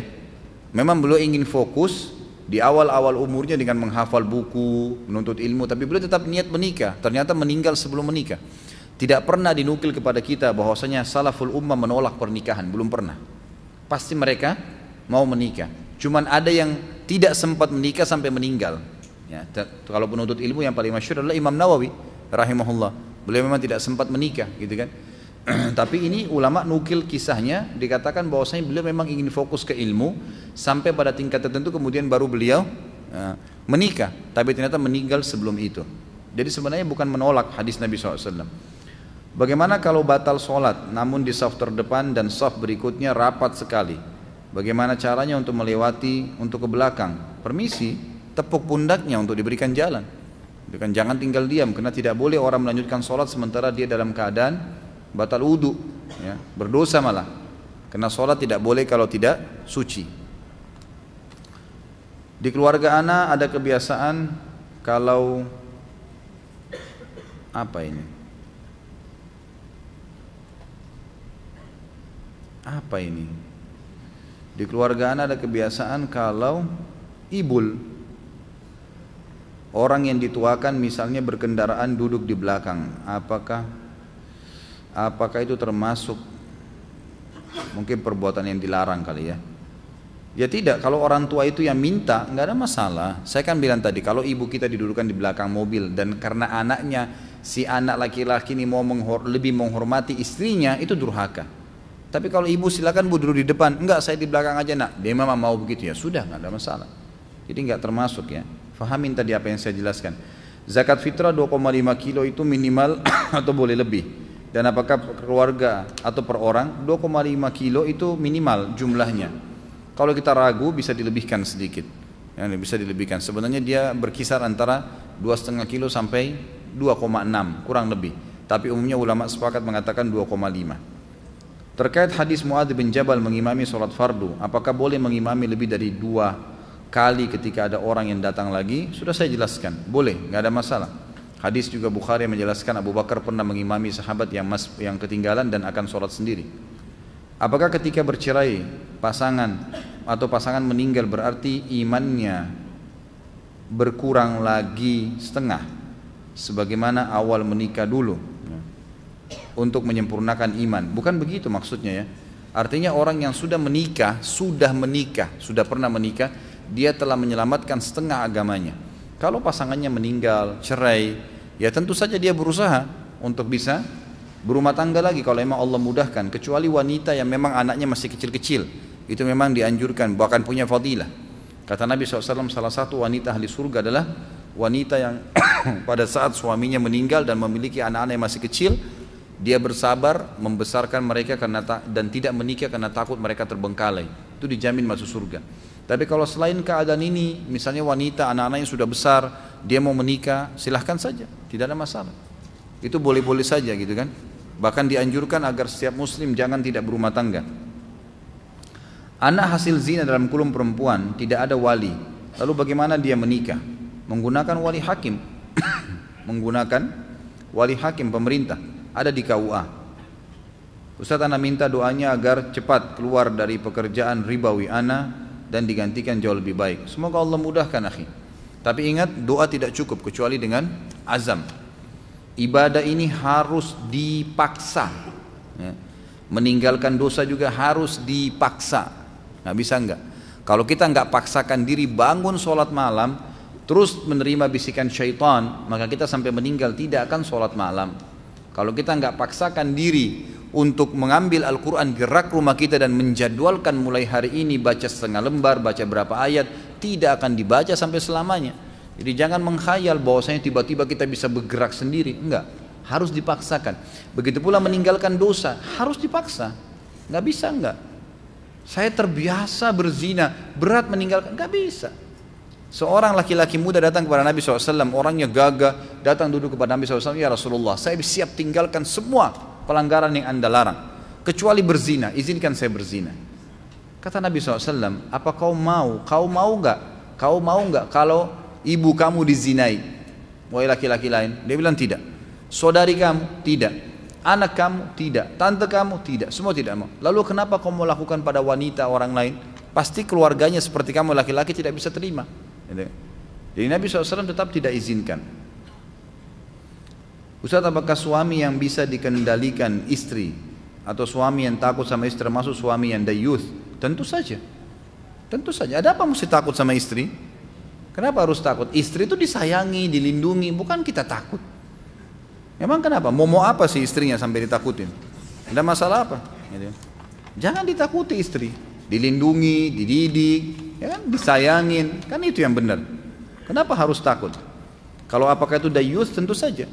Karena dayuth ini istilah dalam hadis adalah bagi laki-laki yang tidak bisa mendidik istrinya, meluruskan kesalahannya. Cinta yang sebenarnya adalah pada saat seseorang itu meluruskan kesalahan pasangannya dan mendukung kalau dia berbuat benar, itu baru cinta. Kalau antum nikah, semuanya yang dibuat oleh pasangan kita dikatakan cinta walaupun salah kita benarkan, ini bukan cinta namanya. Cinta itu kalau salah ya disalahin, diluruskan, dibantu dia keluar dari kesalahannya, dan kalau dia benar diberikan dukungan. Mohon diinformasikan jadwal Ustaz membimbing umroh, baik umroh Ramadan maupun umroh di luar Ramadan. Saya berangkat insya Allah hari Jumat ini, lusa. Jadi Rabu depan kita libur kalau sama saya. Kalau mau hadir ada Ustaz lain insya Allah saya panggilkan. Saya libur dulu 9 hari umroh ini dari Jumat insya Allah tanggal 8 sampai tanggal 16. Kalau Ramadan kemungkinan saya umroh di pertengahan insya Allah. Kalau memang ada yang berminat nanti tinggal kontak HP saya, nanti saya tunjukkan untuk mendaftar di mana. Apakah hari ini Ustaz bawa buku mahkota pengantin? Ada. Saya sudah siapkan, ada di mobil saya nanti. Insya Allah bisa diambil nanti. Terkait asbabun nuzul, apakah buku mengerti asbabun nuzul karya Dr. Muhammad Karzin itu valid karena takut dengan beragam karya-karya ribular saat ini? Apa ada referensi buku terkait dengan asbabun nuzul? Saya tidak tahu buku ini ya. Yang saya tahu ada asbabun nuzul, banyak tulisan para ulama-ulama yang dulu terdahulu, para salaful ummah, ada banyak. Kalau tidak salah ada terbitan-terbitan yang terkenal kok, di Darul Haq itu ada, Pustaka Ibnu Katsir juga ada, jadi bisa saja insya Allah dicari. Kalau saya sarankan ambil buku-buku asbabun nuzul yang dulu ya, yang seperti karangan tulisan-tulisan Imam Suyuti, kemudian Ibnu Katsir, yang sudah lama, bukan yang baru-baru gitu. Mandi junub boleh bareng nggak sama pasangan? Boleh, silahkan, tidak ada masalah, nggak ada larangan di situ. Ustadz, ana mau nanya tentang masjid yang ada kuburan, itu batasannya apa ya? Sebab selama ini saya fahami tidak boleh sholat di masjid yang ada kuburannya, walaupun di luar, tapi masih wakaf dengan kuburan dan masjid. Setahu saya Allahu alam, ulama mengatakan kalau itu di luar fisik masjid yang dipakai sholat 5 waktu maka masih boleh disolati. Setahu saya. Karena sabda Nabi SAW, la taj'alu kuburakum masajid, jangan kalian jadikan kuburan-kuburan kalian sebagai masjid. Artinya kuburannya, fisik kuburannya. Jadi kalau ini bangunan fisik masjid, di dalamnya ada kuburan, itu tidak boleh. Atau di terasnya, dan teras itu dipakai sholat, kalau Jumat kah, kalau Id kah, berarti masih masuk masjid. Tapi kalau dia murni kuburan, di luar fisik masjid, tidak pernah dipakai sholat, tidak pernah apa, kebetulan orangnya memang wakafin juga untuk itu. Allah alam, yang saya tahu itu tidak ada masalah. Tetap lebih afdol cari masjid yang tidak ada kuburan sama sekali, itu lebih baik, gitu kan. Disunnahkan setelah akad nikah sholat 2 rakaat. Tapi bagaimana bila pengantin wanita pada saat akad nikah dalam keadaan haid dan 3 hari berikutnya baru suci? Tidak ada masalah, itu kan sunnah, hukumnya sunnah. Dan lebih dianjurkan yang sholat itu adalah laki-laki.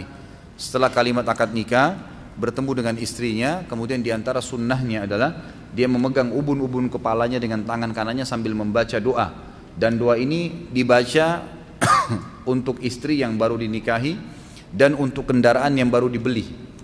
Jadi teman-teman ini kalau beli motor, beli mobil, sama doanya itu. Dipegang ubun-ubunnya, kalau kita bagian depan kendaraan tersebut yang jelas ubun wanita istri, dan mengatakan Allahumma inni as'aluka khairaha, ya Allah saya minta kebaikannya, wa khaira ma jubilta alaiha, dan kebaikan yang kau bebankan di atasnya atau terhadapnya, wa a'udzubika min syarriha, dan saya minta dijauhkan dari keburukannya dia, wa syarri ma jubilta alaiha, dan keburukan yang telah terbebankan di atasnya. Seperti itu. Ustaz, saat ini Islam terpecah menjadi banyak kelompok. Islam mana yang benar? Dalil nas dan akalnya apa? Ciri-ciri mereka seperti apa? Cukuplah hadis sahih, satu saja saya jawab. Kata Nabi SAW akan terpecah umat ini banyak hadis riwayat Baihaqi, diriwayatkan oleh ahli sunan, semua hadis ini sahih. Kata Nabi SAW akan terpecah Yahudi 71 golongan, Nasrani 7 golongan, dan umatku 73 golongan, semuanya masuk neraka dulu kecuali satu. Kata para sahabat, ya Rasulullah, siapa yang satu tuh? Enggak pakai hisab, enggak pakai masuk neraka dulu, langsung masuk surga. Kata Nabi SAW, maka ana alaihi wa ashabi, orang yang ikutin saya dan sahabat-sahabat saya, itu yang selamat. Cirinya mereka ya itu. Caranya Al-Quran turun, ayat Al-Quran, cari tahu bagaimana sahabat memahami ayat Al-Quran tersebut. Hadis Nabi SAW, lihat bagaimana pendapat sahabat dalam mengamalkan hadis tersebut. Selalu kembali kepada para sahabat. Dan ini yang diistilahkan dengan kembali kepada pemahaman salaful ummah. Salaful ummah maksudnya orang-orang salaf dari sahabat yang telah mendahului kita. Apakah boleh melaporkan teman sekantor yang melakukan korupsi di kantor? Apa hukumnya? Tentu saja boleh. Kenapa tidak? Malah itu bagus, itu ingkar mungkar. Positif saja gitu. Ingatkan dulu, nasihatin dia. Kalau dia nggak mau, ancam, saya akan laporkan kamu kalau kamu tidak meninggalkannya. Kalau dia tidak mau, laporkan, tidak ada masalah. Itu ingkar mungkar. Malah kalau anda tidak luruskan itu berbahaya, malah kembali kepada kita efeknya, kita membiarkan orang melakukan perbuatan salah. Bagaimana jika sudah menikah, kita ingat mantan pacar dulu, bahkan ketika berhubungan dengan istri tiba-tiba ingat mantan tersebut? Syaitan, itu dari syaitan, permainan syaitan. Jadi kata ulama, salah satu permainan syaitan pada saat sedang berhubungan biologis selain melupakan baca doa yang Nabi SAW ajarkan, siapa yang ingin menggauli pasangannya dia membaca Allahumma jannibna minasyaitan wa jannib syaitani ma razaqtana, ya Allah jauhkanlah kami dari syaitan dan jauhkan syaitan dari apa yang kau karuniakan kepada kami. Kata Nabi SAW, kalau Allah karuniahi anak, maka anak tersebut tidak akan pernah diganggu oleh syaitan selamanya. Kata ulama, tidak akan pernah nakal, gitu kan. Dalam hadis yang lain, syaitan akan berpartisipasi dalam hubungan biologis itu kalau dia tidak baca. Salah satu kiatnya syaitan melupakan orang membaca, dan kalau suami sudah baca berarti sudah gugur kewajiban istrinya, gitu kan.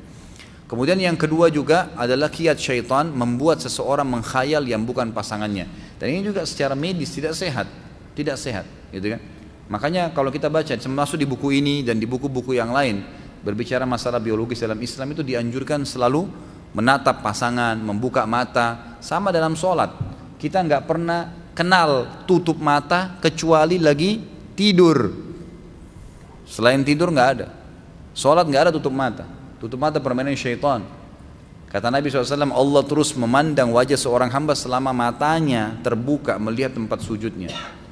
Itu menutup pintu syaitan, membuka mata itu. Sama halnya hubungan biologis, lihat pasangan itu, nikmatin pasangan yang Allah halalkan. Kalau datang baca a'udzubillahi minasyaitonirrajim, itu waswas syaitan. Makanya saya pernah bilang jangan belajar hubungan biologis dari film porno, itu salah, fatal sekali. Memang syahwatnya cepat bangkit, tapi akan membuat dia tidak akan menikmati pasangannya. Karena yang tampil pasti orang yang lebih baik daripada suaminya, lebih baik daripada istrinya, otomatis. Kalau tidak dilakukan oleh pasangannya dia kecewa. Tapi kalau tidak, maka dia akan menikmati apa adanya. Dan itu alami. Kata para ulama, biologi sebenarnya sesuatu yang alami. Sebagaimana orang tahu di mana dia meletakkan makanan di mulutnya kalau dia lapar, dia tahu bagaimana meminum air dari mulutnya, itu sama dengan meletakkan kemaluan di kemaluan. Ketika pernikahan sudah berjalan 2 tahun, belum dikaruniai anak atau keturunan, maka istri semakin trauma, semacam sindrom, di mana hanya mau berhubungan ketika masa subur saja, karena disitulah kemungkinan akan jadi anak. Sedangkan sang suami kadang ingin berhubungan di luar masa subur, tetapi istri menolak dengan alasan capek dan lain-lain. Bagaimana hukumnya? Nggak boleh. Hukumnya haram, kecuali kalau istrinya sakit. Kalau hanya traumatis ya tidak boleh. Karena alasan itu waswas syaitan. Harusnya membaca a'udzubillahi minasyaitonirrajim. Kata Nabi SAW dalam hadis Bukhari, kalau seandainya seorang istri sedang berada di corong asap rumahnya dan dipanggil oleh suaminya untuk berhubungan biologis, maka dia harus datang segera. Dia layanin suaminya, kecuali ada udzur syar'i. Udzur syar'i sedang haid, sedang nifas, itu kan sedang sakit, nggak bisa memang, nggak ada kekuatan, itu lain. Tapi kalau nggak ada udzur hanya karena tadi katanya traumatis satunya, itu waswas syaitan. Dan saya sarankan istri yang seperti ini harus ruqyah. Itu termasuk waswas syaitan. Lalu istri mengasih opsi merangsang suami dengan tangan istrinya tanpa menyentuh kemaluan istrinya. Ini tidak boleh kecuali suaminya ridho. Kecuali suaminya ridho baru boleh. Kalau enggak boleh. Sama halnya dengan melakukan oral seks, mencium kemaluan masing-masing pasangan, itu dibolehkan. Imam Qurtubi menukil masalah itu dan di bukunya juga dirincikan panjang lebar. Tapi harus ada syaratnya. Tidak ada ikrah, bukan paksaan. Karena dalam hubungan biologis harus semuanya ridho, nggak boleh maksa. Kecuali jika suami istri sama-sama bekerja, kemudian sang istri karena kesibukannya tidak menjalankan kewajibannya sebagai istri, apakah pihak suami tetap harus memberikan nafkah? Tentu saja, nafkah tetap berjalan, kewajiban. Kecuali memang dia kufur, keluar dari agama Islam, kemudian dia tidak 100% tidak menjalankan kewajibannya. Itu maka tentu saja tidak apa-apa tidak diberikan nafkah. Tapi kalau hanya sesekali terbengkalai, mungkin karena sibuk, mungkin karena lupa, mungkin karena sakit, maka itu tidak ada masalah, tetap berjalan. Bagaimana jika istri capek bekerja, malamnya tidak mau melayani hubungan biologis suami dengan alasan harus saling menghargai karena istri capek? Yang suruh istrinya kerja ini siapa? Untuk apa kerja? Melayani suami dapat pahala hukumnya, bekerja itu cuma sunnah. Bagaimana caranya gitu? Tentu saja keliru si istrinya. Dia harus meninggalkan pekerjaannya menyebabkan dia capek dan melayani suaminya. Itu hukum agama. Kecuali kalau dia mau pakai hukum dia sendiri ya lain. Ana mau tanya apa kita bila dapat hadiah barang, uang atau ditraktir makan oleh teman, tapi teman ana bisnis restoran yang punya alkohol. Terus bagaimana dengan barang-barang yang dibeli dengan uang haram? Tapi ana sudah taubat, apakah barang-barangnya masih bisa dipakai karena ana butuh ya. Tentu saja kalau seandainya seseorang itu punya pendapatan satu sumber saja, dari zina misalnya, dari khamr misalnya, satu sumber saja, maka haram secara mutlak memakan hasil traktirannya atau hadiah yang dia berikan. Tapi kalau dia masih punya sumber penghasilan yang lain, maka ulama mengatakan masih boleh. Sumber penghasilan lain yang halal ya, misal warisan, misal dia punya bisnis yang lain, pakaian lah atau apa, itu berarti masih bisa, tidak ada masalah. Kecuali dia bilang dengan jelas, ini yang saya belikan kamu makanan tadi hasil jual bir 2 botol. Nah itu nggak boleh, gitu kan? Jelas dia ungkapkan itu, ini memang dari situ. Tapi kalau enggak, maka tidak ada masalah. Setahu saya, Allahu a'lam.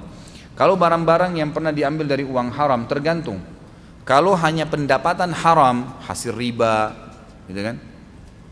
Atau pernah dikasih oleh orang sementara kita tahu itu sumber haram juga sama dari riba, maka ini hukumnya setelah taubat tidak ada masalah, dipakai sama dia. Orang terlanjur KPR rumah, KPR kendaraan, terus dia taubat, maka itu tidak ada masalah, dia taubat tapi tidak dengan membuka lagi pintu baru dan yang lain sudah halal buat dia. Ini kalau seandainya dari riba. Tapi kalau dari hasil curian, pernah mencuri, barang orang lain nggak boleh. Taubatnya harus mengembalikan benda tersebut walaupun Anda butuh. Apa boleh sholat di rakaat ketiga dan keempat setelah Al-Fatihah? Boleh membaca surah lain? Setahu saya tidak ada lagi anjuran. Nabi SAW di dalam hadis Bukhari dikatakan, sholat membaca surah hanya di rakaat 1 dan 2. Rakaat ketiga dan 4 hanya membaca Al-Fatihah. Bolehkah membaca surah yang sama di sebuah rakaat? Misal membaca Al-Ikhlas karena menyukai surah tersebut? Setahu saya sebaiknya jangan. Dianjurkan untuk memvariasikan karena contoh dari Nabi SAW divariasikan. Tapi bolehkah di setiap rakaat kedua saya membaca Al-Ikhlas? Boleh kalau itu. Karena ada pernah sahabat sering kali membaca di rakaat keduanya Al-Ikhlas. Rakaat pertama diacak sama dia. Lalu dilaporkanlah oleh makmum-makmumnya, ya Rasulullah, orang ini kalau sholat selalu di rakaat kedua Al-Ikhlas. Ditanya, kenapa kau baca itu? Tapi ini sholat yang berbeda ya. Jadi sholat subuh misalnya di rakaat kedua Al-Ikhlas, nanti sholat maghrib juga yang suara Al-Ikhlas, rakaat kedua Isya Al-Ikhlas, tapi rakaat pertama diacak sama dia. Maka kata Nabi SAW, kenapa kau baca begitu? Kata sahabat tadi, karena saya mencintai surah itu ya Rasulullah. Kata Nabi SAW, tidak ada masalah, gitu kan? Jadi tidak ada masalah, karena dia suka membaca surah itu. Tapi nggak boleh dalam satu sholat semuanya sama, rakaat pertama Al-Ikhlas, rakaat kedua Al-Ikhlas. Ini masih banyak surah lain, kenapa malas baca? Gitu. Bolehkah membaca 2 kali atau 3 kali dalam setiap rakaat? Misal setelah Al-Fatihah membaca Al-Ikhlas dan Al-Falaq. Boleh. Membaca dalam satu rakaat beberapa surah boleh. Nabi SAW contohkan itu. Bolehkah membaca suratannya hanya 1 ayat saja? Misal Al-Baqarah 102 dan rakaat kedua Al-Baqarah 255. Boleh saja, nggak ada masalah. Tapi ulama menganjurkan termasuk adab membaca Al-Quran adalah membaca sampai selesai kalau ayat-ayatnya pendek. Ada orang Masya Allah, Allahu Akbar, waladhdallin amin, qul Allahu ahad, Allahu Akbar, ruku. Rakaat kedua Allahu Samad, ruku lagi. Nah ini tidak masuk dalam adab Al-Quran, mestinya diselesaikan kalau surah-surah pendek. Maaf Ustaz, saya orang awam dan mau bertanya. Saya pernah melihat lukisan atau gambar orang dipajang, di bawahnya saya baca Syekh Abdul Qadir Jailani. Siapakah beliau itu? Kadang sering juga disebut nama dia di doa-doa zikir dengan awalan khususan Syekh Abdul Qadir Jailani. Abdul Qadir Jailani rahimahullah adalah seorang ulama bermadzhab Hanafiyah. Jadi termasuk ulama besar sebenarnya. Syekh Abdul Qadir Jailani itu adalah ulama besar dari madzhab Hanafiyah ya, di Irak, di Kufah. Beliau termasuk ulama besar, tapi beliau tidak pernah seperti apa yang orang nisbatkan sekarang. Dianggap dia beginilah, dianggap dia begitulah, ruhnya bisa datanglah, beragam macam khurafat. Itu enggak benar semuanya, enggak benar. Apalagi dilukis-lukis. Dalam Islam tidak ada lukisan, tidak boleh dilukis kan gitu. Ini juga termasuk pelanggaran. Kalau masalah orang mendoakan, umumnya kata ulama adalah doa itu masuk sampai kepada seluruh muslimin kalau dia umumkan. Kalau dia mau khususkan juga namanya, dia mengatakan, ya Allah ampunilah Abdul Qadir Jailani, misal khusus dia mengucapkan, itu boleh-boleh saja. Tapi lebih penting dia mendoakan dirinya dan kerabatnya. Umum saja, tidak usah dikhususkan nama orang-orang terdahulu. Umumkan, ya Allah ampuni muslimin dan muslimat, yang hidup dan yang sudah mati. Sudah kena semuanya, dapat insya Allah semuanya. Boleh nggak sesudah membaca Al-Quran membaca Sadaqallahul Azim? Tidak pernah ada sunnahnya. Kalau hanya bolehkah atau tidak boleh, ini ulama lebih cenderung mengatakan lebih baik jangan. Lebih baik jangan. Karena Sadaqallahul Azim tidak pernah ada riwayat dari Nabi SAW. Artinya Allah maha benar. Tanpa diucapkan pun Allah pasti benar. Tidak usah diucapin juga tetap Allah maha benar gitu. Apa hukumnya menggerak-gerakkan jari dalam kesolat ketika tasyahud? Sudah saya jelaskan. Hadisnya riwayat Tirmidzi dan dihasankan oleh sebagian ulama hadis, dibolehkan. Kata Nabi SAW, gerakan jari di tasyahud lebih keras daripada cambukan besi bagi iblis. Dan ini dijelaskan oleh sebagian ulama hadis dengan istilah menggetarkan jari ya. Jadi mempertemukan antara ibu jari sama jari tengah seperti ini, kemudian ini digetarkan. Ini bukan disentakkan, tetapi digetarkan. Dan ini pernah dijelaskan oleh banyak ulama-ulama hadis. Apakah setiap muslim wajib berjihad di Syria dan Palestina? Tidak. Sifatnya bukan wajib, tapi fardu kifayah. Maksudnya tidak wajib ain ya. Karena ada wajib, ada namanya fardu ain, ada fardu kifayah. Fardu ain artinya kewajiban, kalau dia tidak lakukan dia berdosa. Fardu kifayah artinya wajib tapi akan cukup dengan sebagian orang lakukan. Jadi bagi kita semua ini umat Islam di seluruh dunia sifatnya fardu kifayah. wajib tapi sudah gugur kewajiban itu dengan sudah ada sebagian orang yang melakukannya. Sama dengan sholat jenazah, dia akan sifatnya fardu ain, wajib secara ain, secara individu, itu bagi orang yang sedang berada di lokasi itu. Kayak di Palestina, masyarakat Palestina, Syria, masyarakat Syria, itu tetap mereka fardu ain. Apakah boleh ibadah umroh dilakukan berkali-kali ketika sedang berada di Mekah, atau hanya boleh sekali saja? Dan bila umroh harus pulang ke Indonesia dulu? Ini sudah pernah saya jelaskan ya, sudah sering saya jelaskan. Mohon maaf saya nggak jawab lagi nih. Bagaimana dengan umroh badal juga sudah pernah saya jelaskan. Doa kunut dalam subuh hukumnya seperti apa? Bagaimana cara membedakan bid'ah dan bukan? Apakah doa sebelum makan yang diajarkan di masyarakat bid'ah atau bukan? Karena Rasulullah SAW mengajarkan hanya Bismillah.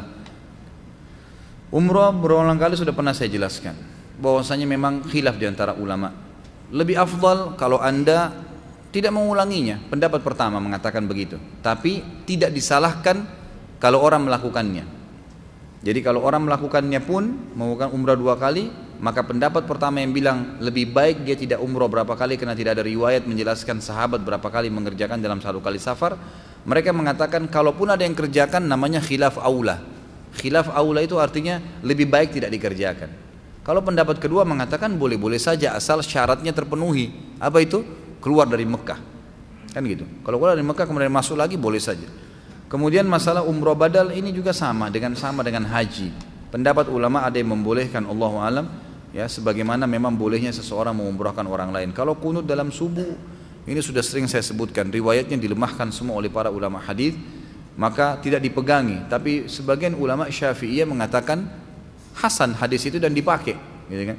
Umumnya ulama mengatakan diantaranya Imam Ahmad rahimahullah yang pada saat itu bentrok dengan tidak sesuai dengan pendapat gurunya Imam Syafi'i, gitu kan. Imam Ahmad mengatakan siapa yang sholat di belakang orang yang sedang kunut imamnya, maka dia kunut. Kalau tidak mau kunut dia tidak usah ikut berjamaah, gitu kan. Kata Imam Ahmad ya, yang mengatakan tidak ada kunut subuh. Tapi beliau mengatakan kalau imamnya kunut maka dianjurkan untuk ikut. Jadi kan dianjurkan untuk ikut. Dengan sebagian ulama merincikan mengatakan dengan niat kunut nazilah. Membedakan bid'ah dengan bukan bid'ah sesuatu yang tidak dicontohkan oleh Nabi SAW. Ya gitu. Karena bid'ah lawannya apa? Sunnah. Udah. Sunnah yang dicontohkan oleh Nabi SAW. Kurang lebih seperti itu. Kalau masalah doa yang dibaca yang umumnya di masyarakat, kalau orang makan Allahumma barik lana fima razaqtana wa qina adzabannar, itu hadisnya memang lemah. Dan memang hadis yang sahih adalah membaca bismillah. Apakah istri sudah manufos boleh digauli? Boleh saja. Yang penting dia tidak haid dan nifas gitu kan. Sudah tidak haid, tidak nifas lagi, tidak ada masalah. Asal si istri memang bisa. Karena biasanya wanita manufos ini tidak bisa melayani suaminya. Ya. Tapi kalau memang dia masih bisa menggauli, atau masih bisa digaulin, dia masih bisa memuaskan suaminya, maka tentu dianjurkan. Jadi tidak ada masalah. Bagaimana jika saya ingin menikah dengan laki-laki non muslim, namun dia berjanji akan menikahi saya dengan masuk Islam, syahadat, namun saya khawatir dia masuk Islam hanya untuk bisa menikahi saya. Setelah itu dia tidak menjalankan syariat sebagai seorang muslim, sholat. Pertanyaannya apa nih? Boleh nggak saya menikah gitu? Saran saya tidak usah menikah. Jangan menikah dengan laki-laki yang seperti ini, berbahaya gitu. Jadi anda sedang berada di ujung tombak, seperti telur di ujung tombak yang bisa tertusuk setiap saat. Saya sarankan cari muslim yang jelas-jelas gitu, jelas status muslimnya. Minimal kalau cerai pun punya anak, nggak mungkin dia murtadkan anaknya. Itu minimal sekali. Belum masalah-masalah yang lain gitu. Kalau saran saya tidak usah menikah dengan orang-orang yang tidak jelas status agamanya, itu berbahaya. Ustaz, ana sudah mampu memberi nafkah dan ana sudah mempunyai keinginan kuat untuk nikah, namun ana belum bisa baca Al-Quran. Dalam kondisi ini apakah tepat jika ana menikah? Tentu, menikah saja, nggak ada masalah. Tidak masuk dalam syarat menikah bisa mengaji. Mengaji wajib dalam Islam, tapi bukan berarti karena orang belum bisa ngaji kemudian tidak bisa menikah.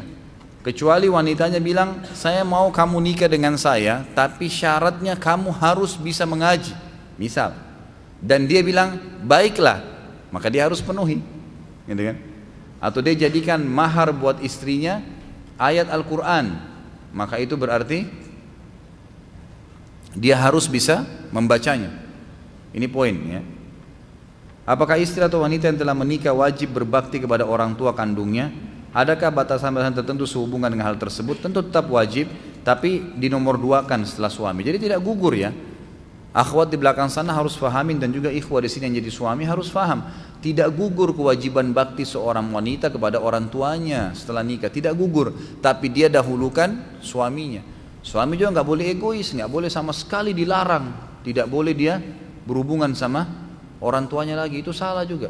Harus dibiarkan berhubungan dengan orang tuanya. Ajak dia bertemu, berikan waktu kesempatan berbakti. Bagaimana hukuman bagi suami yang memaksa istri berhubungan biologis melalui dubur?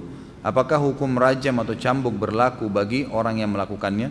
Tidak berlaku hukuman itu, tidak disebutkan hukumannya, tapi dia berdosa, dosa besar, dosa sampai kufur ya. Dia memaksa, dan suami istri di sini punya hak menolak. Tidak boleh taat kepada makhluk pada hal yang berbau maksiat pada Khalik. Dan ini laki-laki yang seperti ini ada penyakit yang tidak boleh dibiarkan. Itu biasanya karena dia nonton film-film yang tidak benar, dia membaca buku yang tidak benar, tata cara biologis yang dibolehkan secara bebas oleh orang non-muslim, itu tidak boleh, haram, sudah jelas tadi dalilnya. Siapa yang menggauli istrinya pada saat haid dari dubur dan mendatangi dukun dan membenarkan dukun tersebut, maka dia telah kufur terhadap apa yang diturunkan kepada Muhammad SAW. Dosanya berat sekali, dosa kufur, walaupun dia tidak keluar dari Islam ya. Bagaimana hukumnya menggunakan alat bantu seks? Tergantung, kenapa? Sebabnya apa? Di sini ulama memang rincikan. Kalau seandainya seorang suami menikah dengan istrinya, kemudian terjadi masalah. Misal, tiba-tiba suami tabrakan, lumpuh, ya, tidak bisa lagi memberikan hak istri biologis.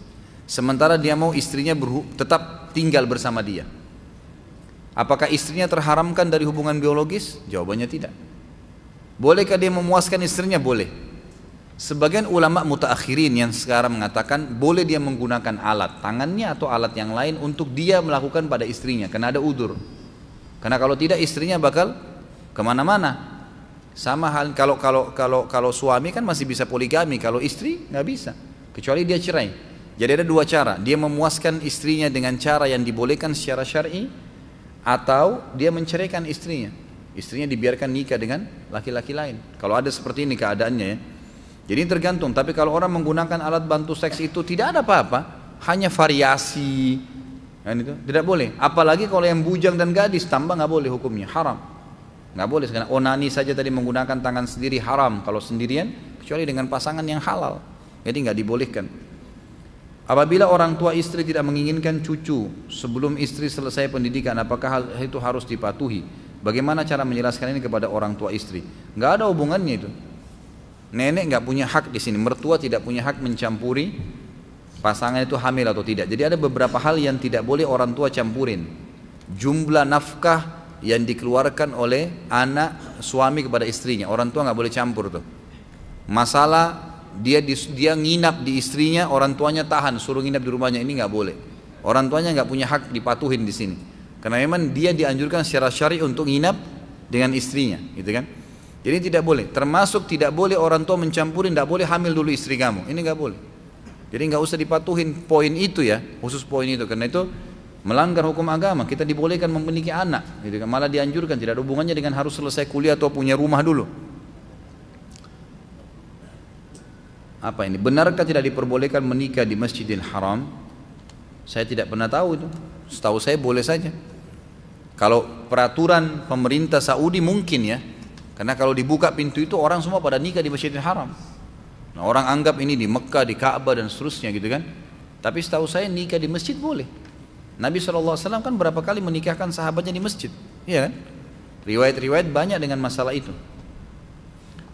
Berapa lama umumnya wanita mengalami masa nifas? Karena istri saya hingga lebih dari 2 bulan masih seperti nifas, namun dalam skala kecil. Apakah istri saya harus melakukan aktivitas sholat seperti biasa?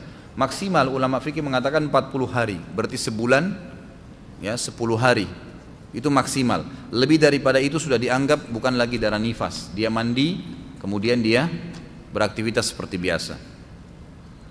Saya merantau di Jakarta dan tinggal di kos-kosan. Hanya saja di Jakarta ini ada pepatah, lu lu gue. Ya. Kadang ketika nasihat yang niatnya baik malah dibilang urus diri lu sendiri. Bagaimana cara menasihati teman kos yang masih berbuat dosa besar, memasukkan pacar ke dalam kamar sampai menginap? Ya tugas kita menasihatin saja. Tugas kita hanya mengingatkan dan ingkar mungkar yang wajib hanya yang pertama, satu kali saja. Selebihnya dia buat lagi itu sudah tanggungan dia, kita tidak ada lagi hukum hari kiamat, gitu kan? Tapi kalau mau lebih aman, saran saya, selalu saya saranin ini teman-teman mahasiswa, teman-teman yang kerja di kantor, kalau kos-kosan cari teman-teman yang kira-kira memang komunitasnya sama, suka di pengajian, kalau azan ke masjid, lalu sama-sama coba ngontrak di satu tempat, rumah kah, akhirnya lebih aman. Dan itu banyak teman-teman yang jalankan, alhamdulillah berhasil. Akhirnya azan mereka rame-rame ke masjid, gitu kan. Kalau malam mereka tidur, makan bangunnya bangun sholat malam sama-sama, subuh sama-sama saling bangunin, itu kan satu hal yang luar biasa gitu. Dan itu banyak kok banyak cara dilakukan untuk bisa seperti itu. Allahu alam. Baik teman-teman sekalian, seperti saya bilang, saya kemungkinan ya, Allahu alam nanti kalau saya jadi berangkat maka saya tidak hadir Rabu depan, tapi insya Allah setelahnya kita akan ketemu lagi. Sebelum saya tutup, ada beberapa proyek sosial yang sedang saya kembangkan sekarang. Buku doa yang sering teman-teman ada mungkin yang sering ambil, yang diinfakkan biasa biayanya Rp10.000, itu dicetak ulang. Dan kita cetak ulang cukup banyak, sekitar 10.000 eksemplar, dan ini dibuka peluang bagi siapa yang mau beramal jariah. Kalau dia mau, dia tinggal bayar, misalnya saya mau 10 buku Ustaz, berarti 100.000, nanti dibagikan di pengajian saya atau dia ambil, dia bagi sendiri. Saya sarankan dibawa di mobil, kalau punya mobil, dibawa di motor, kalau lagi lampu merah, orang ngamen, ada orang lewat, miskin, dikasih hadiah. Kalau ke rumah keluarga juga itu sangat bermanfaat. Yang kedua, kita lagi mengadakan pengadaan motor untuk para da'i. Jadi ada anggaran dana yang sedang kita alokasikan atau siapkan sekarang 16 juta rupiah untuk mengeluarkan motor khusus untuk da'i-da'i saja. Yang kebetulan saya tahu mereka. Jadi tidak semua da'i yang saya tahu yang Masya Allah motornya mereka sangat tinggi, ya, maksudnya motor kegiatannya ya, dan membutuhkan kendaraan motor ini sangat penting dalam dakwah-dakwah mereka. Ada yang tinggal di Bogor sampai datang ke Jakarta jauh-jauh, luar biasa ceramahnya, itu pahalanya kita dapat terus. Nah saya buka peluang ini untuk dikeroyokin, bukan satu orang. Kalau ada satu orang yang mau beli, alhamdulillah. Dan ini kita buka sebanyak mungkin. Mungkin ada yang nyumbang 100.000, ada yang 10.000, ada yang 5.000. Nanti disatuin, kalau genap 16 juta dikeluarin satu motor dikasih. Kalau ustadz itu, dai itu sudah punya motor, kita minta dia untuk menghadiahkan kepada orang lain. Kemudian motor ini yang dipakai, gitu kan? Seperti itu. Ini juga proyek. Kemudian selanjutnya adalah mengumrohkan para penghafal Al-Quran. Ini juga kita lakukan dengan kurang lebih 20 juta rupiah. Ini juga sama, dikeroyokin. Berapapun orang nyumbang, saya mau nyumbang 100.000, 50.000, 1.000 rupiah untuk paket umroh, nggak ada masalah.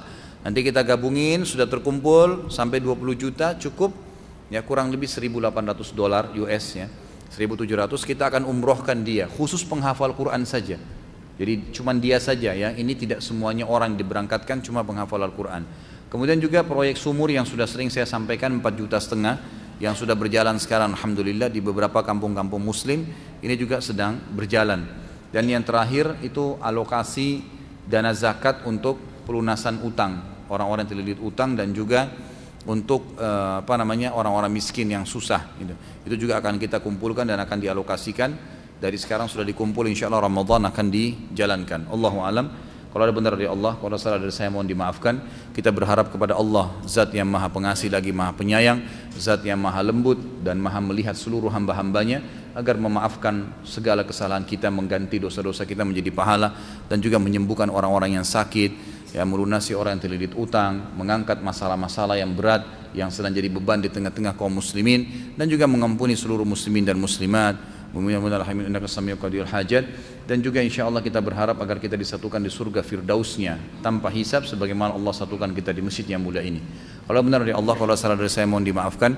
Subhanakallahumma bihamdika asyhadu an la ilaha illallah astaghfirullah wa atubu ilaik. Wassalamualaikum warahmatullahi wabarakatuh.